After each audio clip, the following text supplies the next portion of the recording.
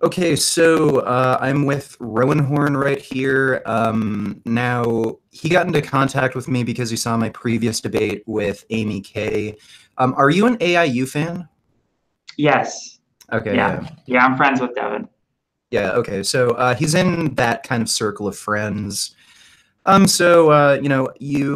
messaged me on Twitter asking specifically to debate the ethical principles of veganism, the way you put it. You said you wanted to argue that eating animals and animal products is perfectly ethical and moral for humans, and two, being vegan is a bad strategy to live forever. So, Yes. why don't we just start off with the first topic you suggested? Sorry? Your microphone is like cutting up in a weird way. It sounds like it's not plugged in properly. Oh, it is? Yeah. Let me just fiddle with this for a second.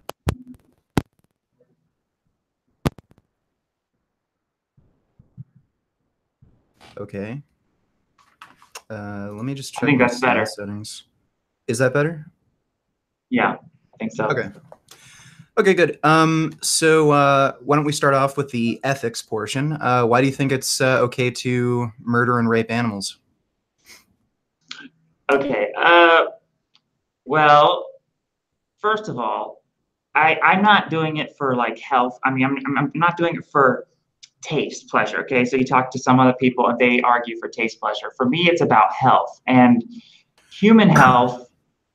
We're justified in killing and eating animals if we think that's what we need to do for our health, because I think human health should come as a priority above animal lives. So basically, my premise is that the value of human life and human health is more important than animals. So that's one of my first arguments. And eventually, I'm going to want to talk to you. I'm going to want to ask you about like lower life forms, because I do agree that if we can switch to lower life forms, Like like insects, for instance? insects and such, and like clams and these things, and even fish.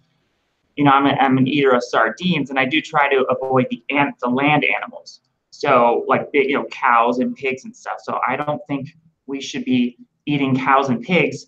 If we can be perfectly fine on insects and fish. And so that's one of my first thing is, and then the other thing I like to I'm going to bring up is like the deficiencies. I think there's a lot of deficiencies that long-term vegans will run into.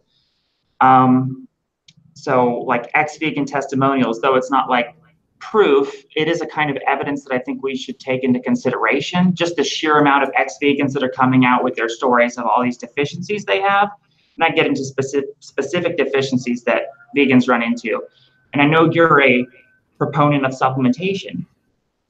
And I'm going to ask you like something like, in the past, before people could supplement with stuff, B12 and this algae omega-3 that you had, were those people ethically justified to eat fish and marine food, foods from marine like shrimp and whatever, if that's the only way they can get these long chain omega-3, DHA, and EPA? So I want to know your perspective on that, because it seems to me that veganism, and even the way you promote veganism, it's only doable in the modern age with all these supplements that people have, and people couldn't do that before. So I want to know like what you think of these people in the past who couldn't supplement. So that's how I'm kind of ethically justifying the consumption of animal foods. And yeah, it's not ideal that people should be eating cows, but even if people thought that like there's something in cow meat specifically, I still think they're justified in eating cows, if that's because there's no proof that they don't need it. Like some people might need it. Like for instance, Casey, the vegetable police guy, he's obviously doing much better since consuming like a meat-only diet. And looking at ex-vegan testimonials, you can see that a lot of people, they couldn't heal from their chronic health conditions until they switched to eating at least a lot more animal foods, if not exclusively animal foods. So you can't deny the therapeutic value of animal foods to some people. And I would ask you, aren't these people ethically justified? But ultimately, what my argument comes down to is my point two, which is that I don't think it's the best strategy to live forever. And I have specific health studies we can talk about that I think a lot of the vegan health studies are flawed, the ones that would suggest that eating animal products are bad and cholesterol is bad. We can go into that. But ultimately, my argument comes down to, if someone thinks they need animal products, if somebody suspects that, if they're trying to listen to their body or whatever, and their body is saying, their body is screaming out for animal products, I think they're justified in doing so, because just the very possibility that they might need animal products in the long term would justify that, because veganism, in a sense, is a giant experiment. It is an experiment, and you can't show me, I'd like to challenge you to show me one culture that has been 100% vegan in the long term, and show me like a lifelong vegan that is a centenarian, that has lived past 100. Just show me one example. And one? Yeah, just one example of there's actually a heart surgeon who's been vegan for, I think, 30 years, and he's over 100. I can't remember his name. That's not lifelong. Okay, well, it's kind of moving the goalposts kind of far back. I challenge you, can you find me one civilization or population ever that has never had issues with chronic disease? No, I can't. Right.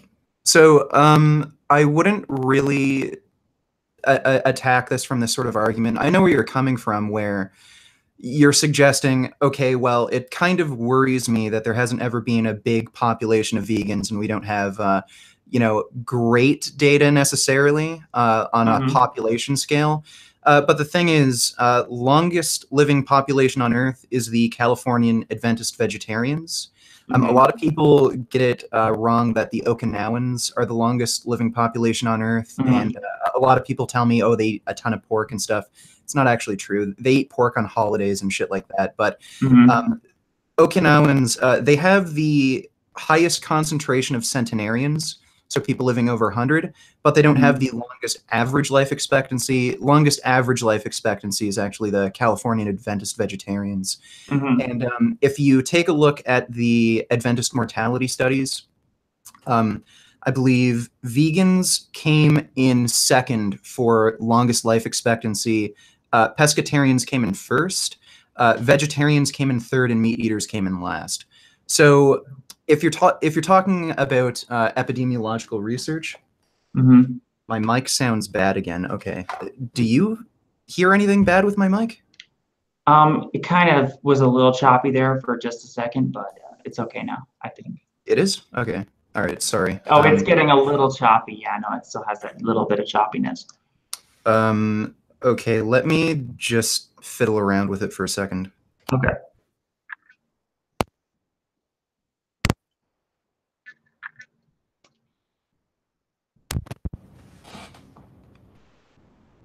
Okay, can you hear me? Yeah, I think that might be better. I think you might have fixed it. Okay. Anyway, if you look at the population data, vegans do quite well. In terms of, like, you're talking about basically a 2 to 3 year average difference between vegans and pescatarians. And vegans by far have the lowest risk of chronic disease. So heart disease, diabetes, cancer, like all cancer combined. There are certain cancer sites where the research is a little mixed, like with colorectal cancer. Sometimes vegans do worse than meat eaters. Most of the time they do better than meat eaters, but most of the research shows that vegetarians, people who eat dairy products, they do better for colorectal cancer than vegans. Now, there's a number of reasons for that. We can get into the details later on. But as far as overall health outcomes, vegans have very long life expectancy, extremely low rates of chronic disease compared to all other populations. So I don't think you really have anything to worry about there. I think the data is pretty clear just from a health outcome standpoint that it's just not reasonable to kill and eat animals for health, since vegans have the lowest risk of chronic disease, and we do have a very long life expectancy, at least better than the average population. Wait, so you think vegans even have a lower risk of chronic disease than those like Seventh-day Adventists who are vegetarians, but they're eating some other animal foods? They're eating maybe dairy or fish. I'm talking about that. No, I'm talking about the Seventh-day Adventists. There are Seventh-day Adventists who are vegetarian, vegan, and pescatarian. And Mhm. among those Seventh-day Adventists who are vegan, they still have the lowest rate of chronic disease. So they have lower rates of chronic disease than the vegetarians. Is what you're saying. Yeah, even the vegetarians, particularly with ischemic heart disease. Hmm. Okay, well that's interesting. I want to know those studies, like as far as because sometimes these studies can be flawed. We can't really say that blanket statement that can apply to people who are eating like maybe better quality animal products. So those vegans, I mean those vegetarians, there's a difference between like the cholesterol that's like raw because it's not oxidized, right? Cooking damages cholesterol. So I'd want a comparison between a vegan who's eating raw cholesterol that's not been oxidized versus a vegan who's eating cooked cholesterol. I think that this is where these studies can be flawed because they're not accounting for the different quality of animal products and like free range and the animals are eating grass versus the animals are eating a bunch of grains.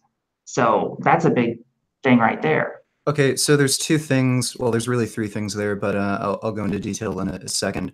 Are you actually recommending that people eat animal products raw?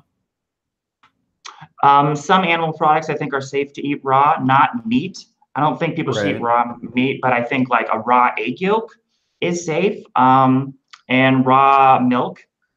And speaking of milk, I'd like to challenge you because I know you have all these gut issues and you've been trying probiotics and stuff. Well, hold up. We can talk about that in a second, but I just Mhm. want to cover this cholesterol thing you just mentioned. Yeah, So you think okay. eating raw egg yolks, raw milk is safe. You don't think eating raw meat is safe. So there is a Oh, higher wait a second. risk of. My bump my microphone. I can't hear you. Keep on talking so I can get it right. Sometimes it Okay. slips out. Oh gosh, darn it. Can you hear me okay? Oh, How about gosh, now? my freaking. Okay, I can hear you now. Okay, cool.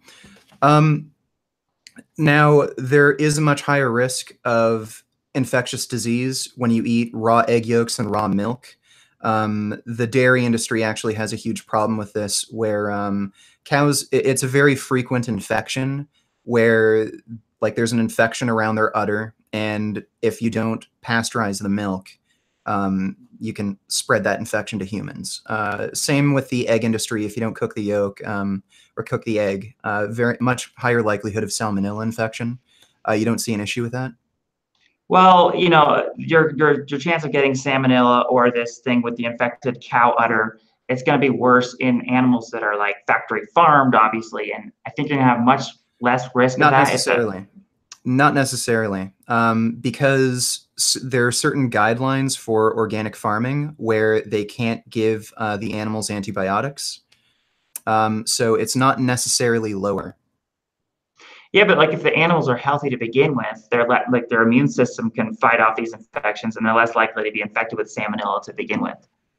Like Well, so, just the health of the diet of these animals is going to come into play, and all kinds of things like that. I think if you're eating like okay. free range eggs and like grass fed dairy on small farms the animals are really well cared for, it's just that risk is going to be so like not at a big issue.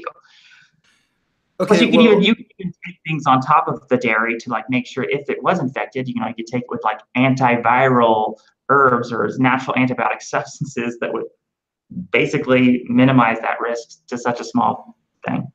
okay, I can agree with you there on some level. Like for instance, certain chicken farmers, they actually have free range chickens where they're allowed outside. It's been proven that exposure to sunlight reduces risk of infection.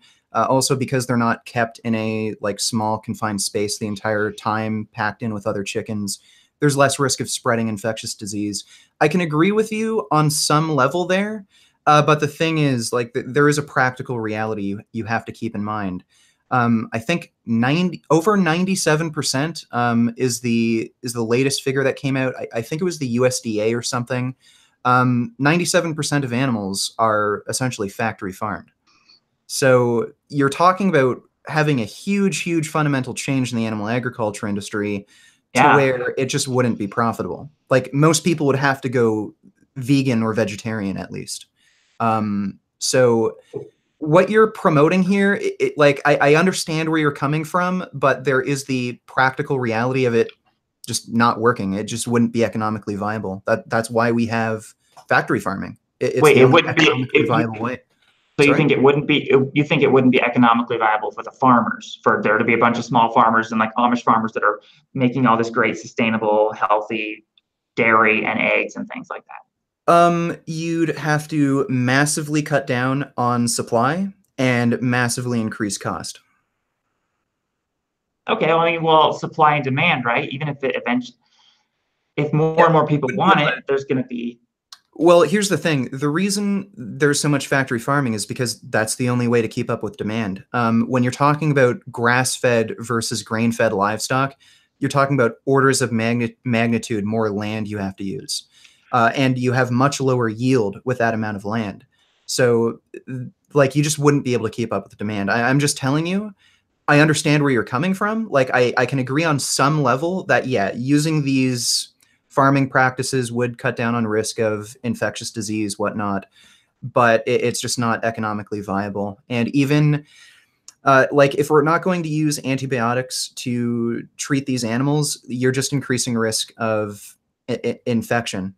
Infectious disease in humans originated from our close proximity to animals. Everything we have, from the common cold to smallpox, polio, everything came from animals. So there's a very high risk of infectious disease spreading from animal agriculture to begin with, and you're just kind of playing with fire when you eat these raw foods like raw milk, raw eggs, especially raw meat.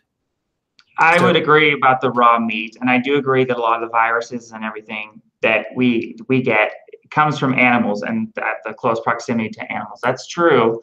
I just also want to touch upon the oxidized cholesterol thing you mentioned. Cholesterol is very susceptible to oxidation.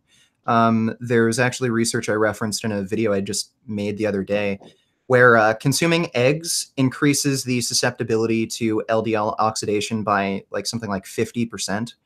So when you raise cholesterol, it just has a tendency to oxidize to begin with. Also, red meat particularly promotes oxidation. So heme iron is a pro-oxidant, and it also catalyzes the production of N-nitroso compounds, which are very potent cancer-causing carcinogens. Also, because heme iron is like this, it's a pro-oxidant. There's a very close relationship between heme iron consumption and risk of heart disease. I believe per milligram per day of heme iron intake, that increases risk of cardiovascular disease by almost 30%. I think it was 28 or 27 or 28%. So, like, how do you justify eating meat when, like, that's an issue? Yeah, actually, I agree with you on that. I can't argue with that. I'm very aware of the dangers of heme iron myself, which is why I don't eat red meat. So health-wise, I can't really recommend people to eat red meat as a general rule. There might be rare exceptions. I guess Casey, the vegetable police, he's doing this on a short-term basis for his, gut issues. But long-term, I have to agree with you. I don't think eating red meat is going to be good at all for longevity, Okay. mainly to do with the heme iron. And that's why the meat I do eat is like white meat in the form of sardines. So I think there's going to be there is less heme iron in sardines than like bloody, like red meat. And then I take a lot of things to kind of detoxify iron from my body, iron binders that kind of take iron out of the body as well. You can do that too. No, you can't. What are you taking? Is it a supplement, or did you hear this on a website, like some sort of herb remedy? There are herbs that inhibit iron absorption and even take iron out of your body. Even actually milk, Take iron raw out of your milk, body? raw milk will bind to iron and actually suck iron out of your body because it has lactose. No.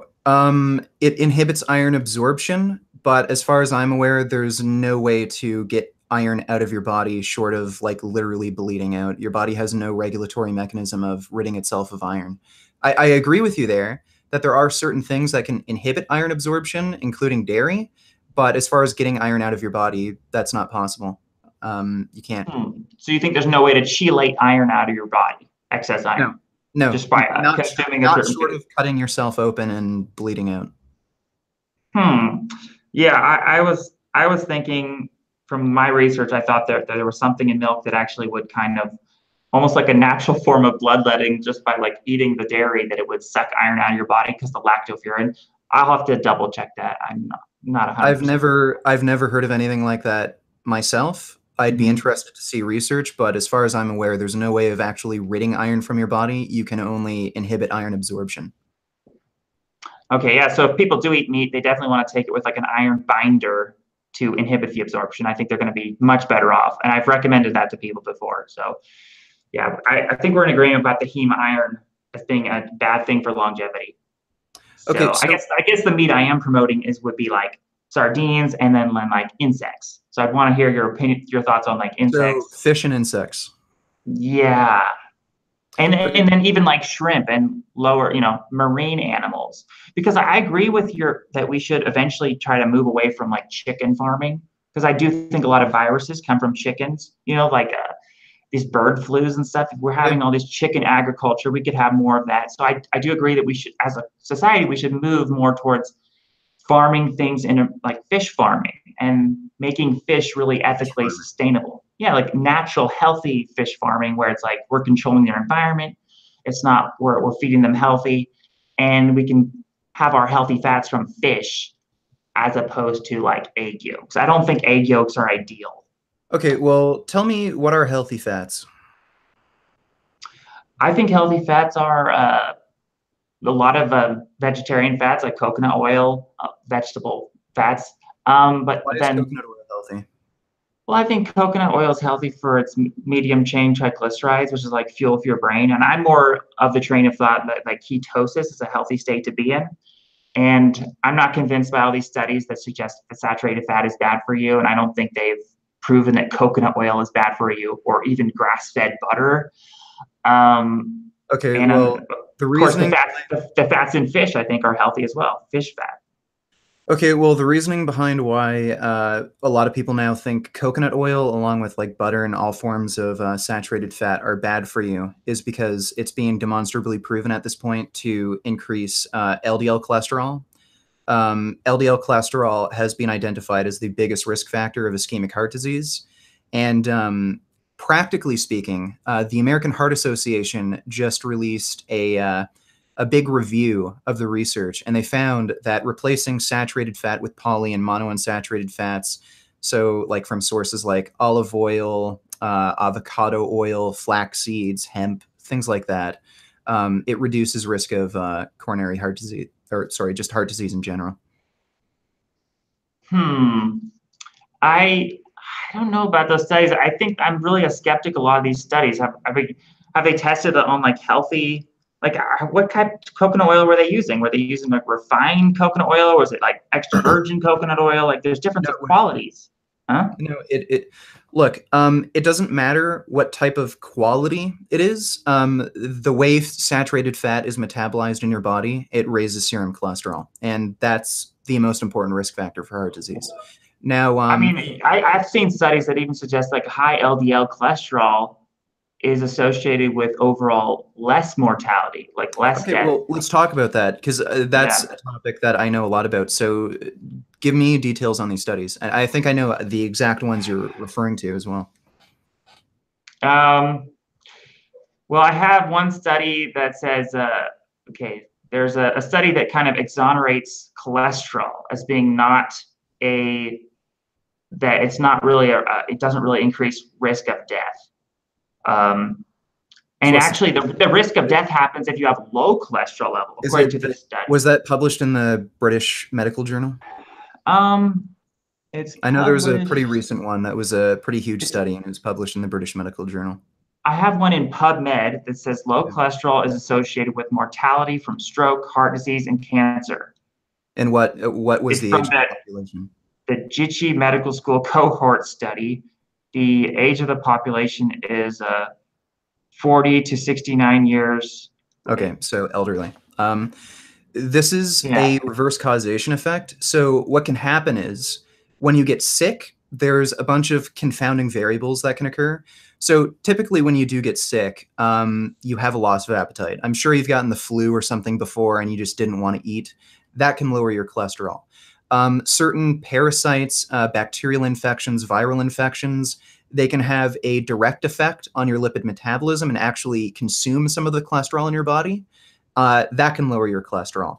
Certain cancers themselves actually use cholesterol for growth and proliferation. That can lower your cholesterol.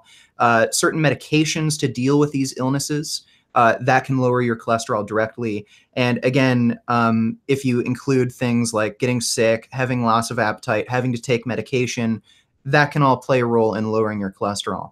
So what you'll find is with elderly populations, you'll typically see this sort of phenomenon happening where people with the lowest levels of cholesterol will end up dying sooner. But that's not because they have low cholesterol, it's because they got sick, their cholesterol levels plummeted, and then death happened. And it's just because they got sick. Yeah, so you're saying it's like more correlation, not causation. Well, and that actually makes a lot of sense. Well, right. It's kind of correlation versus causation. These studies aren't, the correlation isn't strong enough to show a cause and effect relationship. And again, if you actually look at other research here, I'll give you the exact study name.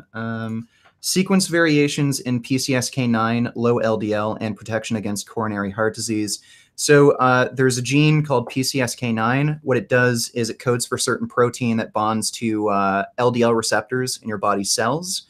Now, there are sequence variations in this gene which can cause it to act abnormally, not produce this protein. So more of the cholesterol in your blood like goes out of your blood, bonds to the receptor sites in your cells, and this lowers LDL cholesterol. Now, these people who have these this PCSK9 gene mutation, they have massively reduced risk of coronary heart disease.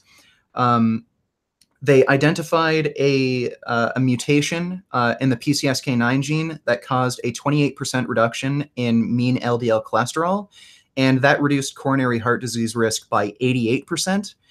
And they also identified another mutation, reduced LDL cholesterol by 15%, and that resulted in a 47% reduced risk of coronary heart disease. So even from this one study, you can actually see the relationship between heart disease and cholesterol is linear. There's also other research that I've linked before where they also identified a linear relationship between serum LDL cholesterol and rate of progression of atherosclerosis. So it's just a reverse causation effect. The vast majority of the time when you see this research where it shows people with the low cholesterol levels at higher rates of disease or death, it's almost always elderly populations. There's also a few odd situations where pregnant women, or there's some weird particular subset of the population where they find this correlation. But it's really just because they got sick, they had lower cholesterol, and like low cholesterol in these populations basically is an identifier of them being really ill. It's not the low cholesterol that caused it, though. That makes sense. I mean, that could be. So I guess what I want to ask you is, like, if cholesterol is so bad for you, and foods high in cholesterol are so bad for you, why is Japan, which has the highest egg consumption of any cultures, and they're Are you sure it's not the Chinese? No, it's Japan at the highest egg consumption, and I could even like screen share this chart. And they also have they're the longest living culture in the world, and they have the highest egg consumption. So, well, no, it's the Adventist vegetarians that are the longest living. Longest living than the Japanese, the Adventists. Yeah. It is a smaller population, but they are considered the longest living population. So this this can get a little confusing. So what you'll find is when egg consumption increases, there's a lot of conflicting research about whether or not this increases risk of heart disease. So there's this phenomenon that happens where the higher your baseline cholesterol intake is, the less of a change any added dietary cholesterol will make to your serum cholesterol score. So let's say you were eating a standard American diet, you were eating about 500 milligrams of cholesterol per day. So that's about 1 egg and maybe a chicken breast. If you added another egg to your diet, that would cause little to no change in your serum cholesterol. So when you see research like this that finds increased egg consumption results in no increased risk of heart disease, that's really what's going on. It's just because that population has such a high cholesterol intake to begin with that adding eggs to their diet really isn't making that much of a difference. Also, I lost my train of thought. Well, anyway, you can also look at just the overall diet and lifestyle of these people. Like, I mean, the Japanese, they eat healthier overall diets, live more active lifestyles generally than your average American, but things are kind of narrowing. Japanese are kind of eating a more standard American diet now, and their health is in decline. That's both from increased consumption of meat and like just fast food in general, which is even worse. So I'd want to actually see research on this, like whether or not Japanese eat more cholesterol on average than Americans. I don't think they do, but I don't think it matters much. They're eating all that fish and everything, but basically, well, not really. Like fish tends to be a bit lower in cholesterol, but certain fish can be worse than even beef. I think in general, Japanese have historically eaten better diets than Americans. Like, you know, their dietary staple is rice. They eat a lot of vegetables. You know, the meat they do eat is fish.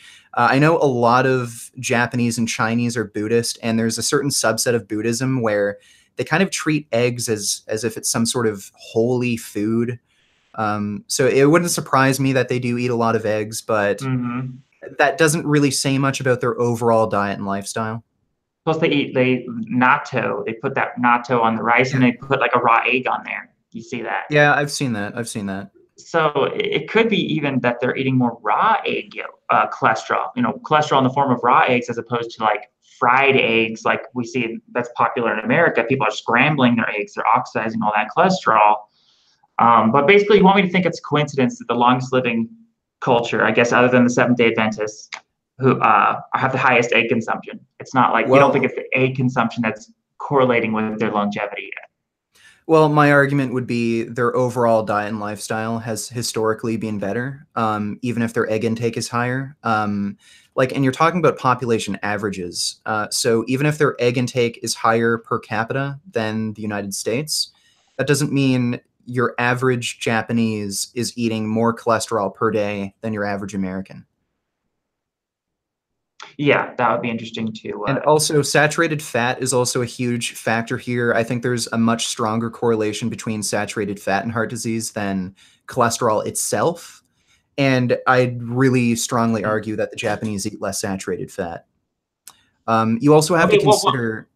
if saturated fat was such an issue, why would Switzerland and Iceland be right under Japan as being like the longest living cultures? And we know Switzerland and Iceland eat tons of saturated fat in the form of like cheese and dairy. These are like the highest dairy consumption cultures, Iceland and Switzerland, and they're right under Japan as far as life expectancy. Life expectancy can be a very misleading statistic, especially in modern westernized countries. We have cholesterol-lowering medication. We have stents, which if you have a blockage in your artery, it's like a tube that goes down and it can puff out your artery again. Modern medicine can make up for chronic disease. I think that's really what's going on here. I'd rather look at chronic disease statistics rather than mortality overall. Because modern medicine kind of makes up the difference, but quite a bit. Like my grandfather, he had, I think, 2 heart attacks, and he wouldn't have been alive if it wasn't for modern medicine. He had to take medication. He had a stent put in, like he had surgery. He would have been dead like 40 fucking years ago if it wasn't for modern medicine, but he lived until 84 because of modern medicine. So Mhm. yeah, so medical advancements make up the difference quite a bit. Again, if you look at the populations with the lowest rate of chronic disease, it's always people following plant-based diets. Okay, and you think even adding a little, I just want to get this straight. You think even adding a little bit of animal foods, even if they're the healthiest quality, the cholesterol's not been oxidized, let's say one raw egg a day, or like a small glass of raw milk, you think that's actually going to lower your lifespan? You think that's actually going to lower your lifespan? Yeah. As opposed to maybe fill in a void of some kind of nutritional deficiency you might have. I would think that there would be like a good thing as an insurance to make sure you're getting all the nutrients. If we're talking about like eating one raw egg a day or something, yeah, I would say it would lower your life expectancy, assuming you're comparing the diets equally. Like we can talk about vegan nutrient deficiencies, but historically speaking, vegans have had issues getting enough B12. The recent study that's come out of Sweden, I believe, vegans had the same rate of B12 deficiency, which is like virtually zero as meat eaters. But I think this has affected some of these mortality statistics quite a bit. Like what the Adventist Health studies, like they started back in like the 70s and 80s. Well, that was back before like Facebook, YouTube, big, huge plant-based doctors like Dr. Michael Greger. I think even as far back like as the 70s and 80s, you couldn't just get a B12 supplement off the store shelf. You actually needed a prescription for it. So it's kind of hard to rely on data like that when there have been some pretty huge cultural changes. But I would say if you were to eat like add a raw egg to your diet or some fish, that would lower your life expectancy just because of increased risk of chronic disease, particularly heart disease. That's the #1 killer of humans. And so what would be your best source of evidence that would suggest that even eating like one raw egg a day would increase your risk of death? I can give you the exact meta-analysis I rely on. Just give me one moment. I just want to get the name right. I just had a big argument with a guy named Jeff Nippert about this. He was trying to argue with me that dietary cholesterol doesn't raise serum cholesterol, but this meta-analysis completely debunks this. It's loading for a second. It's a full-text PDF. And yeah, like I definitely want to talk about just like the sheer amount of like ex-vegans. And I know this isn't like proof, this is a different type of evidence here, but the ex-vegans, and how do you explain all these ex-vegans are just having these massive health problems? They all run into deficiency. They all seem to just run into some horrible problem. And then they start eating some raw eggs, they start eating some grass-fed raw dairy, and all their health problems go away. I guess you would just say they weren't doing the diet correctly. Is that what you would say? They weren't supplementing properly, but they should have been taking their algae omega-3 and all this sort of thing. Is that right? Not necessarily. We can get into that for a second, but I'd say the best evidence available that eating something like one egg a day would increase risk of heart disease. This meta-analysis, Effect of Dietary Cholesterol on Serum Cholesterol, a meta-analysis and review, author Paul N. Hopkins. So what's interesting about this meta-analysis is they only use metabolic ward research, which is the best form of research possible for this particular subject. You have the most amount of control. He combined added dietary cholesterol and baseline cholesterol together in a mathematical model. So again, a lot of this research, which has shown added dietary cholesterol doesn't increase serum cholesterol, that's because they started off with study participants that were essentially eating a terrible diet. If you start off with a baseline cholesterol intake of 0, that will have the most significant impact on your LDL cholesterol score. And that's why heart disease is so common in every population. And you can go back thousands of years. The Horus study found ancient remains, like mummified remains of even like pre-agricultural hunter-gatherers, and they still had atherosclerosis. That's because you have to basically eat a very, very strict plant-based diet to avoid raising your serum cholesterol above the safe, healthy physiological range. Well, how do we know their heart disease wasn't caused by all the starches and grains they were eating? Like in the case of the Egyptians, did they eat a lot of grains? Pretty sure they did. You can look at, like, there's ancient remains of Eskimos, or Inuit if you prefer, where they had advanced atherosclerosis, and I think that 40-year-old mummy. And in the case of the Eskimos, we don't know that their heart disease is being caused by the cholesterol in itself. It could be caused by that they're getting their cholesterol in the form of red meat, as opposed to a vegetarian source of cholesterol, such as egg yolks or raw milk. What if that's the way? They're eating marine mammals. That's a huge source of their dietary intake, and they eat a lot of blubber. So I don't think they're eating a lot of heme iron comparatively to, like, say, normal, typical North American population. Also, there's actually research showing that as the Inuit have moved to a more standard American diet, so literally adding like Twinkies to their diet, refined bread and stuff like that, their rates of ischemic heart disease have actually gone down. So as they've replaced whale blubber with like bread and Twinkies, ischemic heart disease rates have actually gone down. They got to be eating like some red meat. I've seen these like pictures of Eskimo children just chowing down on some like raw caribou or something, like their just faces all bloody. They got to be getting a lot of, and organs. Aren't they eating like organs of animals and the liver and all these really high iron sources? They got to be. In order to eat a carnivore diet, you have to eat organs, or else you won't get enough things like vitamin C. There's no way to eat a carnivore diet and not eat organs. Yeah. Also things like, I think magnesium. There's a few other, folate. Folate's a big one. You can't get that without eating organs. So, I mean, there are certain aspects of their diet that isn't ideal that I think both you and me can agree on.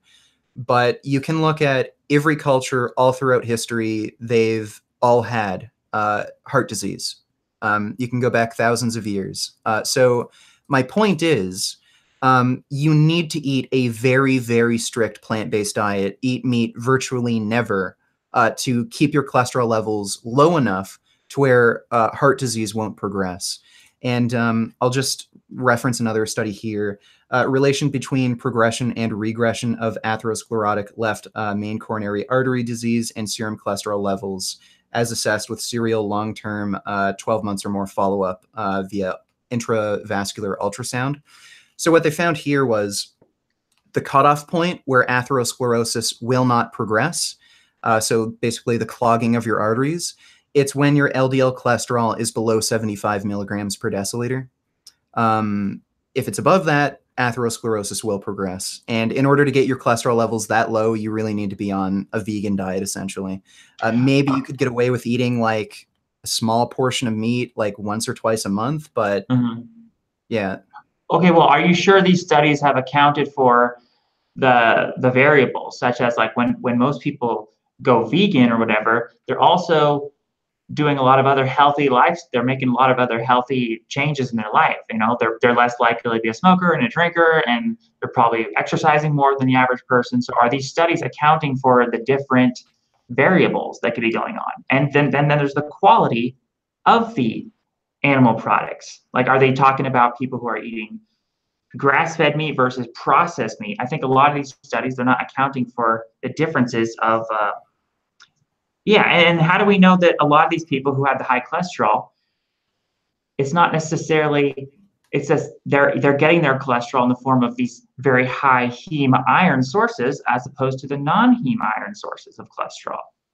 Okay. Are they showing all these different variables, and are they accounting for all these things? Because you can get cholesterol without any heme iron, right? You can just eat grass-fed butter. You wouldn't be getting any heme iron from that. It's completely iron-free, but you're getting all that cholesterol. How do we know that specifically would cause heart disease? Okay, wait. So you're asking, how do we know specifically that cholesterol itself isn't causing heart disease and it's just these other lifestyle factors? Is that what you're asking? Yeah. Okay, well, we've proven that with the genetic research I referenced earlier. Sequence variations in PCSK9, low LDL, and protection against coronary heart disease. So this is a genetic study. And what's great about this is it just puts the nail in the coffin about like all these questions. They're valid questions, by the way. Like, are these people smoking? Are these people eating like terrible quality foods? They're valid questions, and this basically answers this. People who have low LDL, just because of genetics, they have lower rates of heart disease. So this is completely separate from any other lifestyle factors. Smoking, exercise, dietary quality. So cholesterol itself is the only factor here that's actually meaningfully changing the risk of heart disease. Also, in the study I just told you about, they took Black subjects. So Black people in the United States, they're at a particularly high risk of heart disease and hypertension. There's a number of reasons for that. Like, there's a lot of Black people who are poor. They eat like shitty processed food diets. I think among some areas, like Black people even smoke more often. The Black subjects, they had a 28% reduction in mean LDL cholesterol, 88% reduction in risk of coronary heart disease. So even among people who are at particularly high risk because of a multitude of lifestyle and socioeconomic factors, they don't make as much money, they're more stressed, they eat shittier food on average, they tend to be more overweight, have higher rates of hypertension.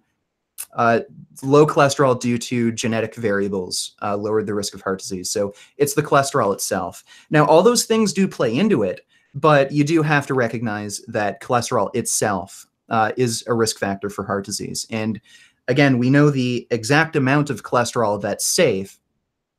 It's below 75 milligrams per deciliter. Once you go above that range, atherosclerosis will progress. And for these people with a genetic deformity that gives them a lower level of LDL, how do we know that that deformity doesn't also just happen to come with another deformity that does something good for their health? Like, that's a possibility, right? Like, I mean, maybe the body, because it has this, it could be because it has this particular deformity, the body is having to like create an adaptation and make up for this this deformity in some other way that's actually turning on a specific epigenetic switch in their body and making them, it's giving them a different reason for their longevity rather than the low LDL itself. That could just be a correlation, not causation type of thing. Okay, well, I wouldn't necessarily call it a deformity because literally everyone has some sort of mutation. There's just a thing called genetic variation. Secondly, if you look at the overall research, people who follow plant-based diets that are low in cholesterol, low in saturated fat, they on average have lower cholesterol scores, much lower rates of heart disease. We have laboratory testing where we take patients who are at risk for heart disease. We take a look at their cholesterol scores, and we see that the people who have a LDL cholesterol score above 75 milligrams per deciliter, atherosclerosis progresses. Below 75 milligrams per deciliter, atherosclerosis either doesn't change or it actually reduces. And on top of that, we have this genetic data where people, even in high-risk populations, they have low LDL cholesterol levels, and that results in lower rates of heart disease. Also, like, you can look into sequence variations in the PCSK9 gene. It, as far as I can tell, it doesn't actually affect any other kind of thing in the body other than just cholesterol metabolism. I'm just wondering if, like, I mean, this is totally a stretch. I don't have evidence for this, but like, what if like cholesterol isn't a factor in heart disease if you're also lower in carbohydrates? Let's say you're on a ketogenic diet and all you eat is fat and you're hardly eating any carbs at all. You know, that might make cholesterol not an issue. There was a Harvard cohort study, and they compared people on a vegan low-carb ketogenic diet. I think they called it the Eco-Atkins diet. And they studied people who were on a traditional low-carb ketogenic style diet. The people on the low-carb diet, I believe they didn't have a significantly increased risk of heart disease compared to the general population, but they had a much higher risk of heart disease compared to the people on the vegan low-carb ketogenic diet. Also, the people on the low-carb diet, they had higher risk of diabetes and cancer and all-cause mortality. So again, with these heart disease claims too, you kind of have to understand that the entire population is at very high risk of heart disease. So when you're going to compare somebody on a low carb ketogenic diet to the general population, there's probably not going to be that much of a difference. But if you compare them to people on a vegan diet, there's a pretty huge difference in disease rates there. Okay, so let's talk about an animal food that's maybe does fish? I don't think fish raises your cholesterol that much, right? It's not even. No, it would. They contain saturated fat and cholesterol. And again, the meta-analysis I referenced before, effects of dietary cholesterol and serum cholesterol, meta-analysis and review. When you start from a cholesterol intake of 0, so you're on a vegan diet, any added dietary cholesterol will have the most significant impact. So these foods that are considered low in cholesterol, quote unquote, or low in saturated fat, quote unquote, that will have the most significant impact to your cholesterol score. And again, if you look at the data, you have to be on a very, very strict plant-based diet to get your LDL cholesterol below 75 milligrams per deciliter. I just made a video the other day where they actually took vegetarians. This was a study out of India. So these were people who were vegetarian their entire life. They made them have a washout period for the study where they couldn't consume any eggs. So they only had dairy, just low-fat dairy, by the way, so skim milk. Their mean LDL cholesterol score was still in the 90s. So over 20 points above the safe, healthy, like physiological range. So again, you have to be on a very, very strict plant-based diet. You can't eat like fish, a little bit of dairy, some eggs here and there. It would raise your cholesterol score above the safe, healthy physiological range. Here's a question for you. I want to know your thoughts on this. Like, if humans have been eating, I'm sure you even agree that humans like have been eating things like fish and some eggs. Why haven't, like, for a long time, we're hunter-gatherers, right? Like, from an evolutionary perspective, if this is a natural part of our diet that we've been eating for such a long time, why haven't we developed some adaptation to be able to handle some cholesterol without it killing us? Does that even make sense from an evolutionary perspective that this food?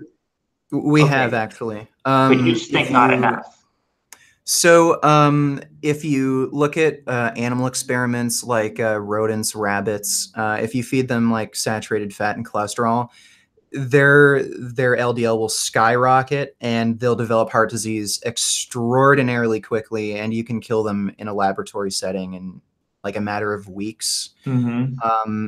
Humans, we've developed an adaptation for regulating cholesterol, but it's not perfect. A lot of these biological adaptations, they're buffers, not a full stop. So again, back to the meta-analysis I gave you before, effective dietary cholesterol and serum cholesterol, meta-analysis and review. So when you eat no cholesterol, you add cholesterol to your diet, you'll see a big increase in your serum cholesterol. Now, if you're already eating a lot of cholesterol and you add more, you'll see little to no change. So that suggests your body does have a regulatory mechanism. It's like some sort of, it basically regulates absorption in the enterocyte, which is basically the lining of your intestines, where it won't absorb the cholesterol. Now that's only a buffer. Again, you can raise your serum cholesterol above the safe, healthy, normal range, but that biological mechanism that acts as a buffer, it will prevent your cholesterol going so fucking high that you'll develop heart disease in your teens or 20s. But there are, again, genetic mutations, familial hypercholesterolemia. People who are heterozygotes for that disease, you can see case reports of people dying in their late 20s, early 30s of heart disease when they go untreated. And homozygotes for the disease, they can have cholesterol scores in the 500s and plus. And you can see case reports of people dying before they even reach their teens. So again, we have made adaptations to kind of deal with cholesterol, but they're not good. Are they good enough? Okay, they're good enough to let you live into adulthood. Are they good enough that maybe you can handle eating an egg, one egg a week? Or is that, it's still too much? Or one egg a month? Or how about one egg a year? I mean, is one egg a year going to increase your risk of death? Okay, well, Well, here's the thing. Like, it's an interesting idea, but I consider this mostly mental masturbation. If we can recognize that something isn't healthy and it's also unethical, like you're killing an animal that wants to live, like, why Okay, do but it? I mean, what about something like but cheese or eggs that aren't killing animals? I'll answer your question. It's Yeah. fine. But I just want to point that out. Mm-hmm. So, again, if we're talking about reducing risk of heart disease as much as possible, you'd have to eat a small enough amount of cholesterol that you wouldn't chronically raise your LDL cholesterol above 70 milligrams per deciliter, which is about the cutoff point where atherosclerosis progresses. So, like maybe one egg a month, that might be enough. Like that might be little enough, but you're talking about very, very small amounts. And there is variation between individuals. Some people hyper respond to dietary cholesterol and saturated fat intake. So some people might have to eat even less.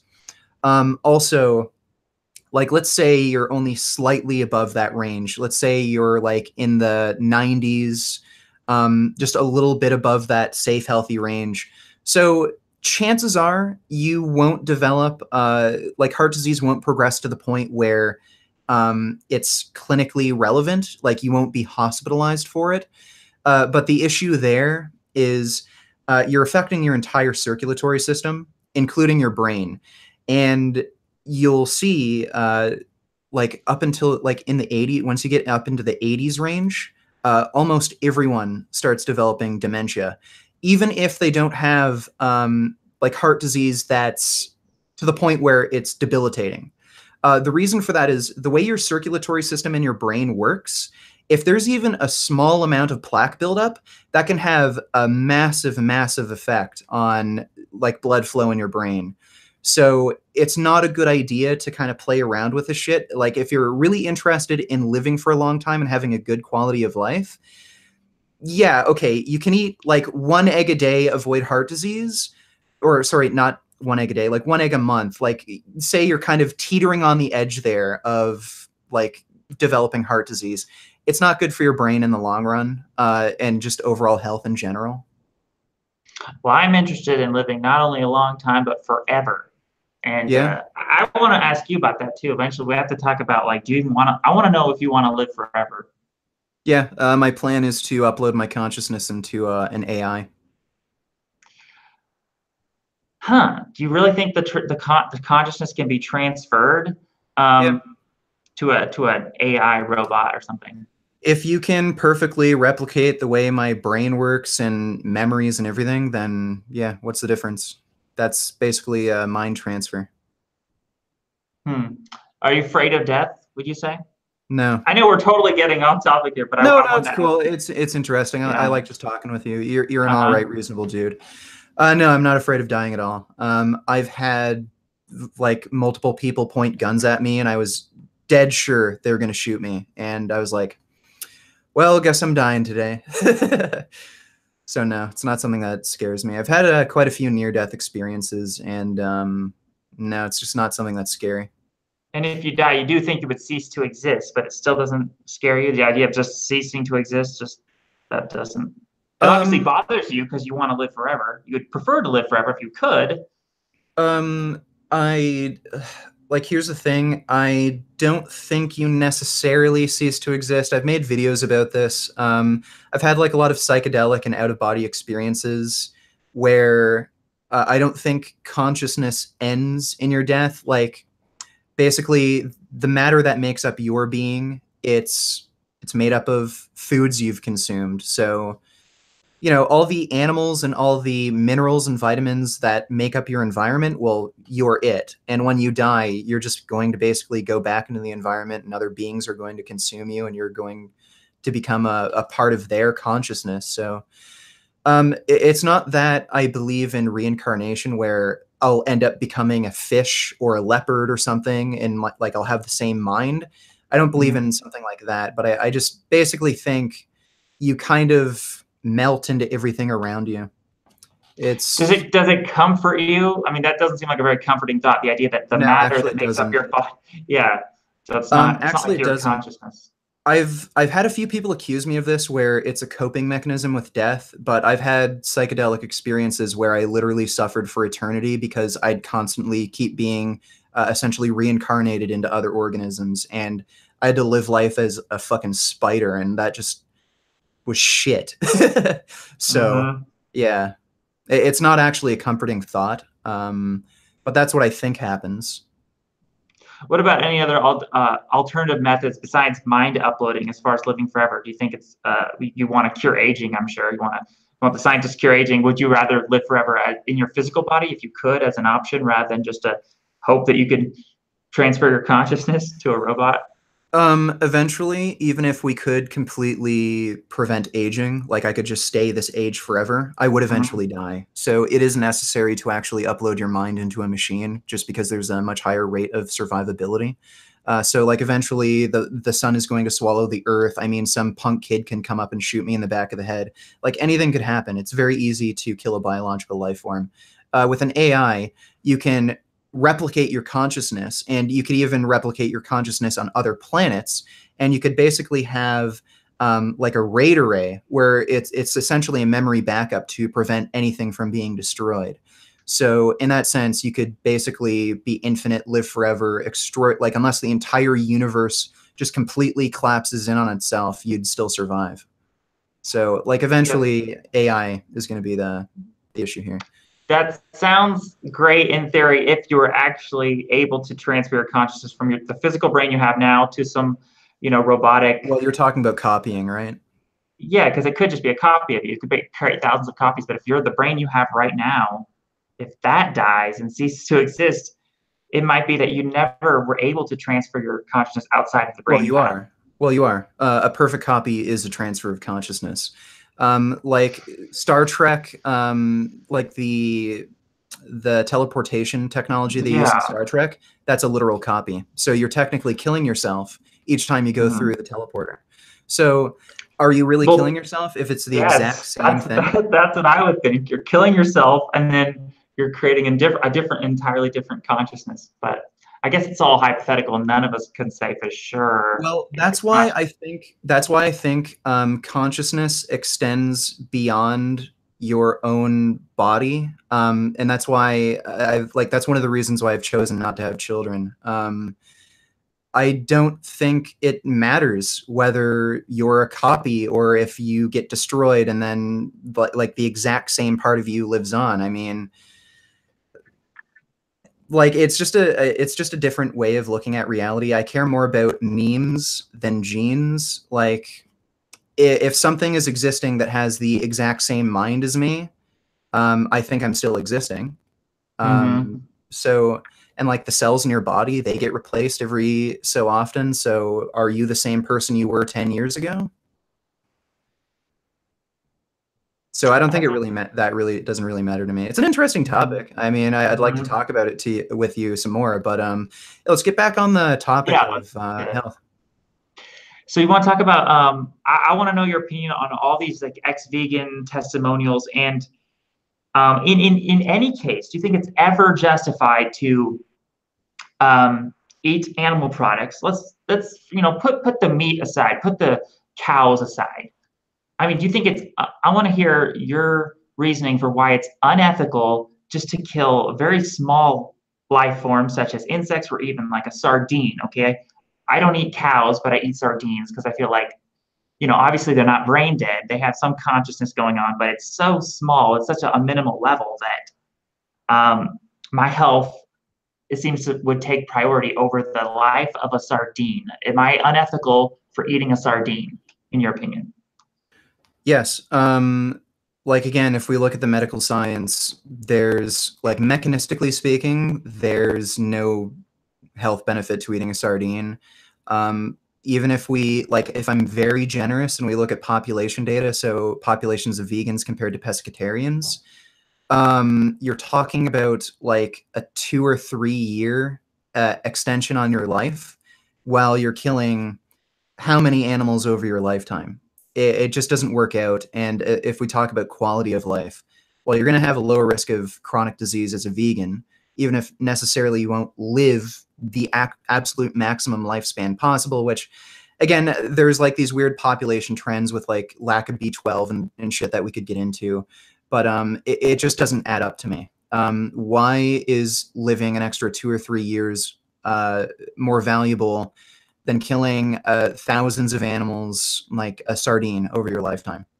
Because living an extra 2 or 3 years, that could buy me enough time to the point where scientists have cured aging. And if I don't extend my life those extra 3 years, that could be the difference between my life and death. If I'm trying to live forever, 2 or 3 years could be a big difference, because if I die 3 years earlier, then the scientists figure out how to cure aging 2 or 3 years later, and I'm dead, and it doesn't help me anymore. So it's that whole idea that we want to live as long as possible for the sake of our eternal life. And that's why the 3 years is a big difference, even if it's just 3 years, because that 3 years could get me eternal life. Okay, well, that's a big hypothetical there. So I still don't think that's valid just at face value. Also, there are certain aspects of aging that you just can't reverse. But you don't think it's valid to like an increase? We're talking about an increased odds of me getting to live forever. That's a big deal. Even if you think it's just a small increased odds, I mean, we're talking some amount of increased chance that I get to live forever. That's a big deal. It's worth killing some fish. I mean, these fish are going to die anyways. In nature, they're going to be eaten by a shark or some other bigger. You're going to die anyway. Well, how do you know that? I might live forever. Well, no. If you're only interested in continuing your biological existence, you're eventually going to die. Well, you don't know that because that's hypothetical. You don't know that I'm going to die. No. If you're only going to prolong your biological existence, you will eventually die. Like some punk kid could just shoot you in the back of the head. You could get a disease. Like reversing aging doesn't protect you against disease, like infectious disease. There's lots of ways for you to die. Yeah. But those ways for me to die aren't necessarily going to happen. Like, for instance, I could live in a super ultra safe fortified bunker and where I don't get murdered, and I could just avoid all risks and maybe live forever. So what I'm saying is I have the chance and the potential chance to live forever, whereas these fish in the ocean, they're not going to live forever. So if these organisms that can't live forever, if they have to be sacrificed to increase my chance of living forever, which I have a good chance of living forever because I can do all these things, and we can cure aging, and I might cure all diseases and everything with science. So that is a huge ethical justification. Well, first of all, this hinges on the idea that fish will actually prolong your existence, which there actually isn't any evidence for. All we have is population data, where it just turns out that a population of pescatarian Adventists tend to live slightly longer than vegan Adventists. And again, there's like population trends that you have to keep into account there. The vegan Adventists were likely, a lot of them suffered from like B12 deficiency. I know up until this day, vegans still have issues with zinc. That tends to be the #1 issue. But yeah, basically all that suggests to me is just in that particular time period, in that particular population, vegans just did slightly worse in terms of like life expectancy, but they did still do better in terms of chronic disease risk. And again, if you're worried about living forever, like this new technology where it would let you reverse aging, there's certain aspects of aging that you can't reverse.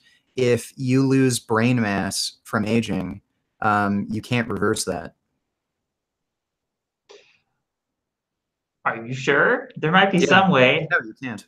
Neurogenesis, you could like take stuff to regrow your brain. You don't think? You could possibly regrow brain tissue in the future. Like, I wouldn't say that's totally out of the question, but the thing is, like, at that point, are you still going to be you?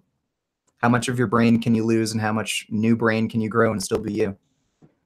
I think, because if you're slowly regrowing your brain, it could like CBD oil has neurogenic properties, so it's growing more brain cells. You mean neuroprotective?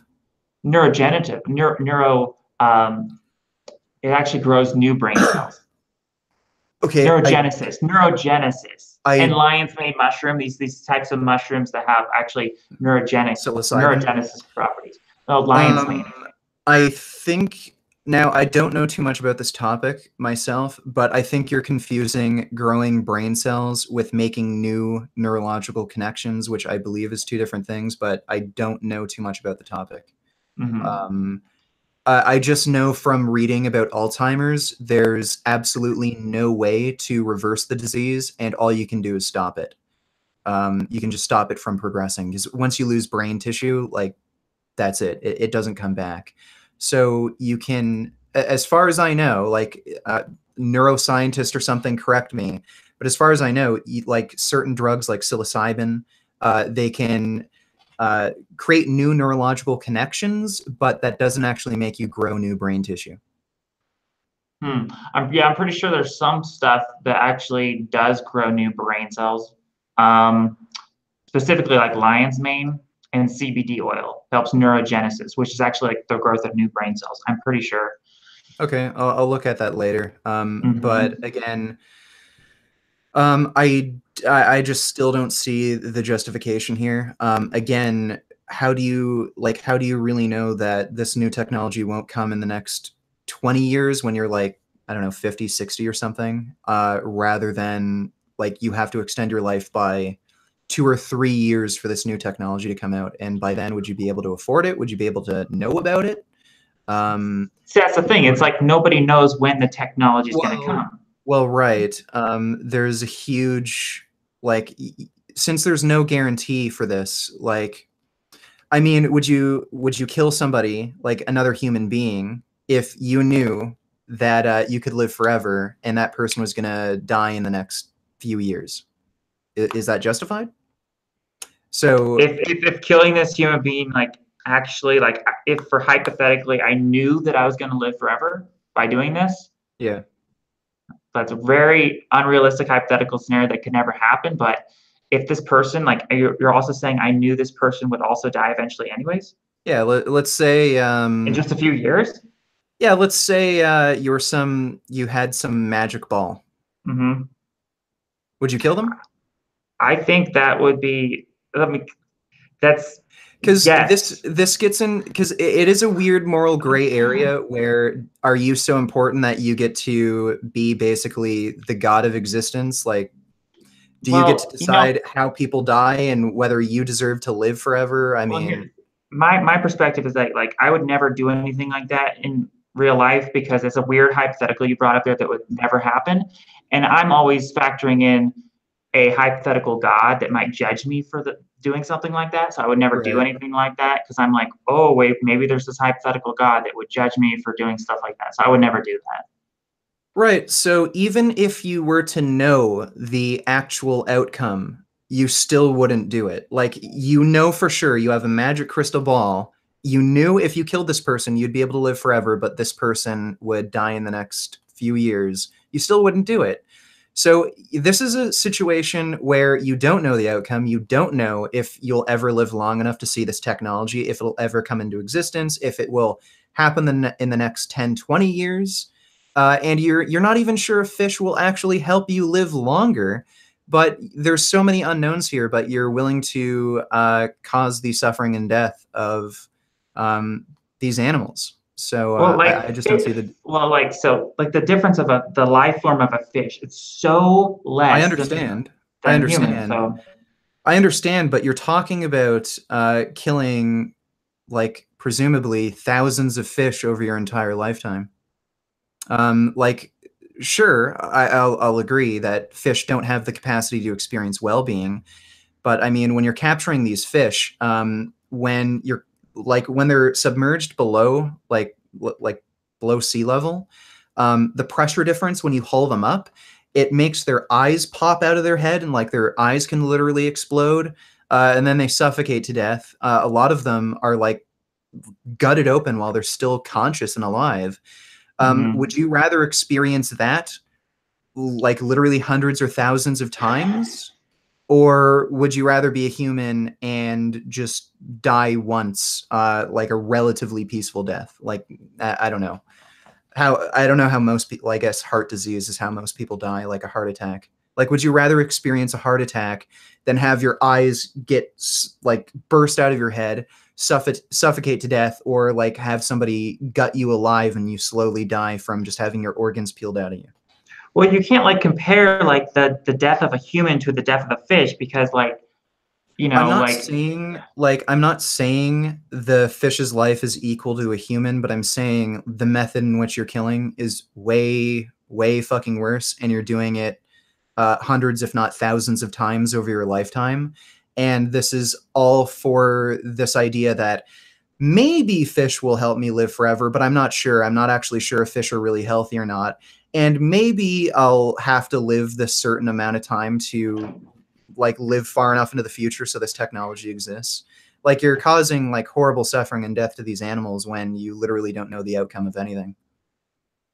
Yeah, it is based on it's like a wager. I'm like making a wager that eating some fish is going to increase my lifespan, and without that, I can't really justify it. But it's like, yeah, it's just the very possibility. And then this study, the Seventh-day Adventists that ate fish, the pescatarians, they're living longer than the vegans. So that is you're enough. talking about 2 to 3 years, and they have higher rates of chronic disease as well. Yeah, that's an issue. I wonder, like, if there's also like, what about insects? Maybe fish isn't ideal. Maybe I would want to switch to insects eventually. Just a different. By the way, the vegan women in the study, they massively brought down the average. For whatever reason, the vegan women did pretty poorly. They had higher rates of heart disease than the meat eaters, I believe. So that's another aspect that you should take into consideration. Again, this all points towards, okay, well, we have this data set where clearly plant-based diets are ideal for human consumption.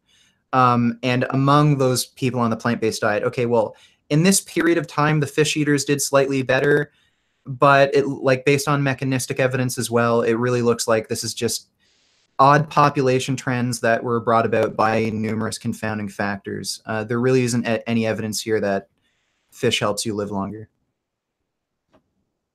Do we have studies on insects? What about insects?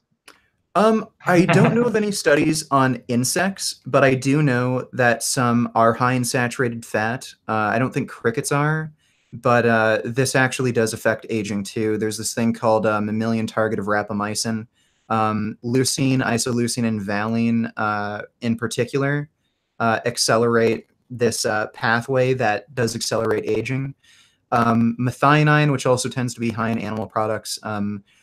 The only, like, fish is the highest actually in methionine next to egg whites, but compared to whole eggs, fish is more dense in methionine. Methionine is a sulfur-containing amino acid, causes inflammation, and it also has been shown to accelerate aging.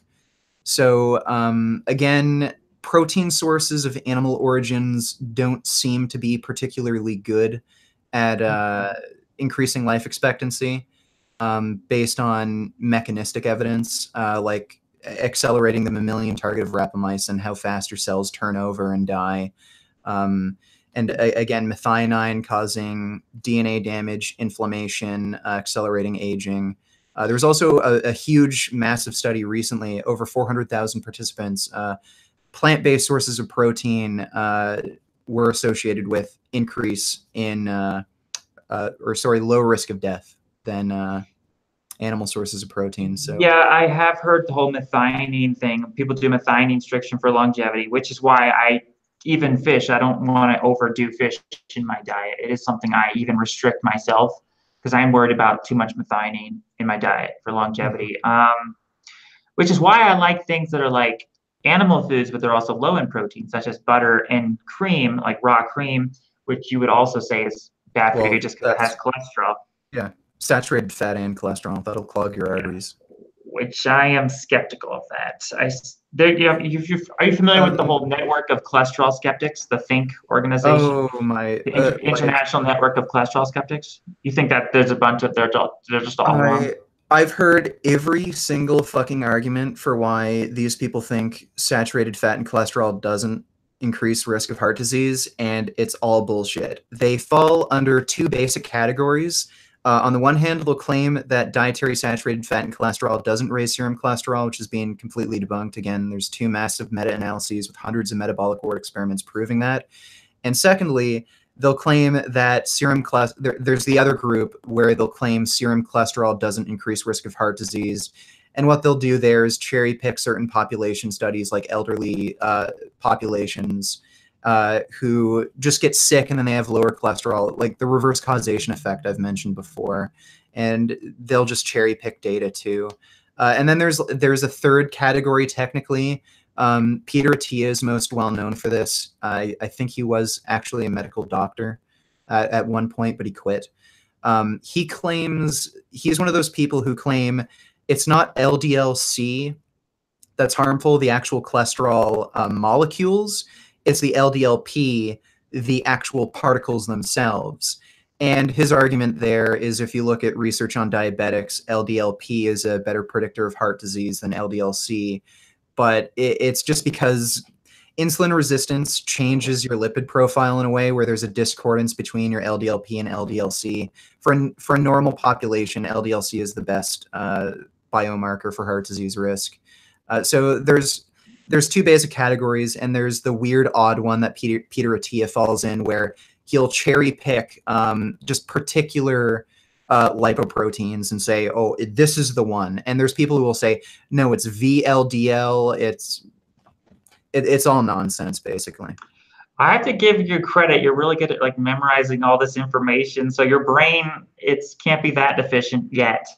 But yeah. Who knows how long it will last though? Because I think a lot of these ex-vegans, they last a long time.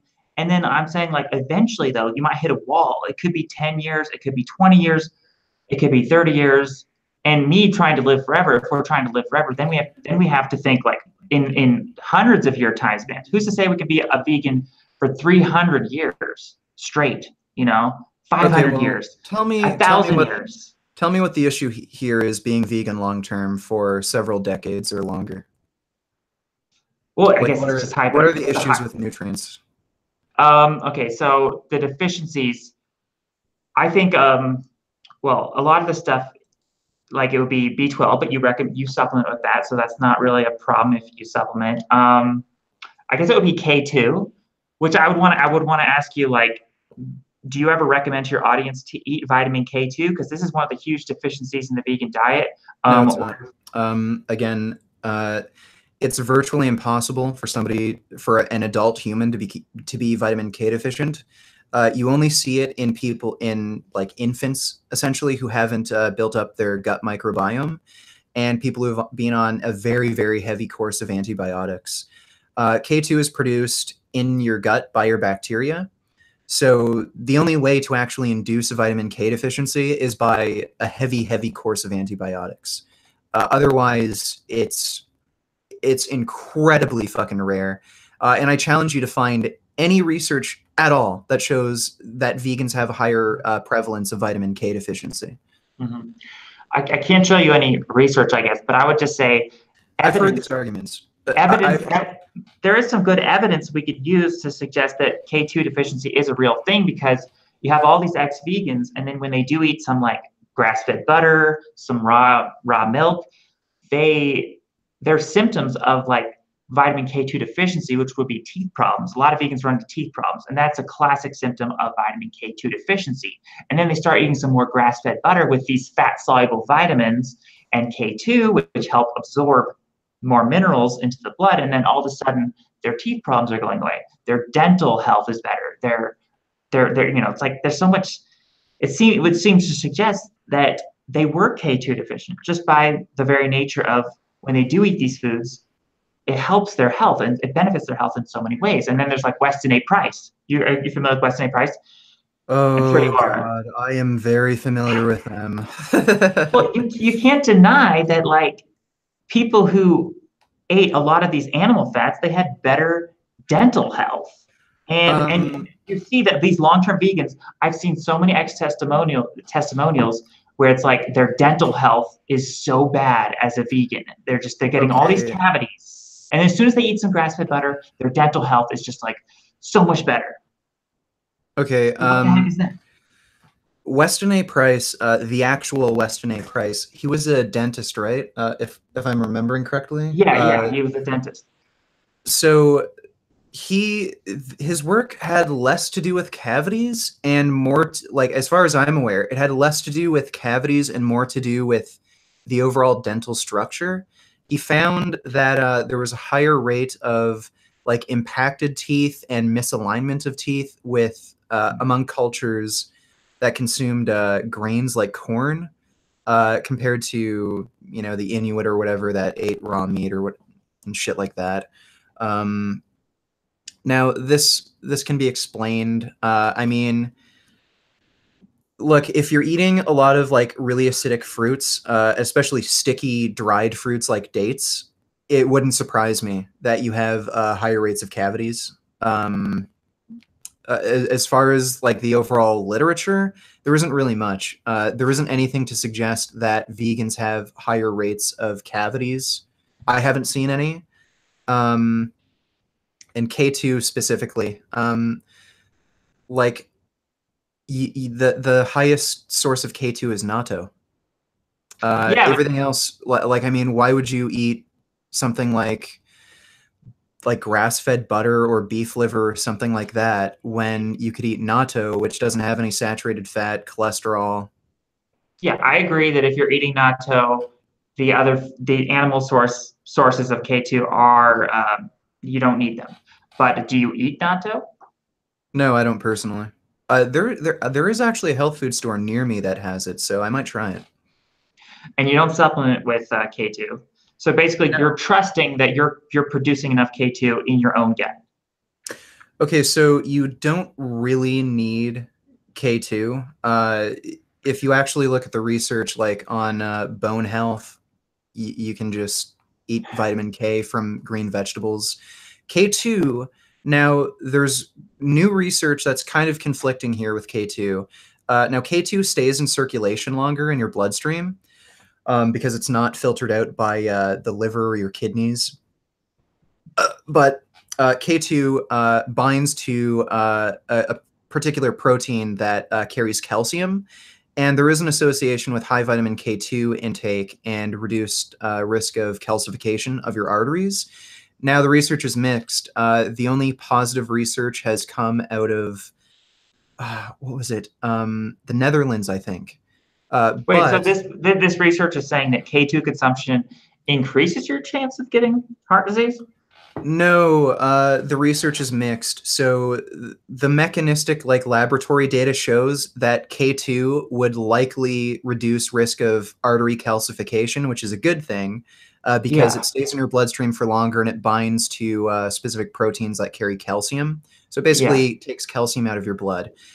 The research on K2 consumption is mixed. The only positive findings have come out of the Netherlands, I believe, where K2 consumption is associated with lower risk of artery calcification. However, in Germany, K2 consumption is associated with higher risk of heart disease.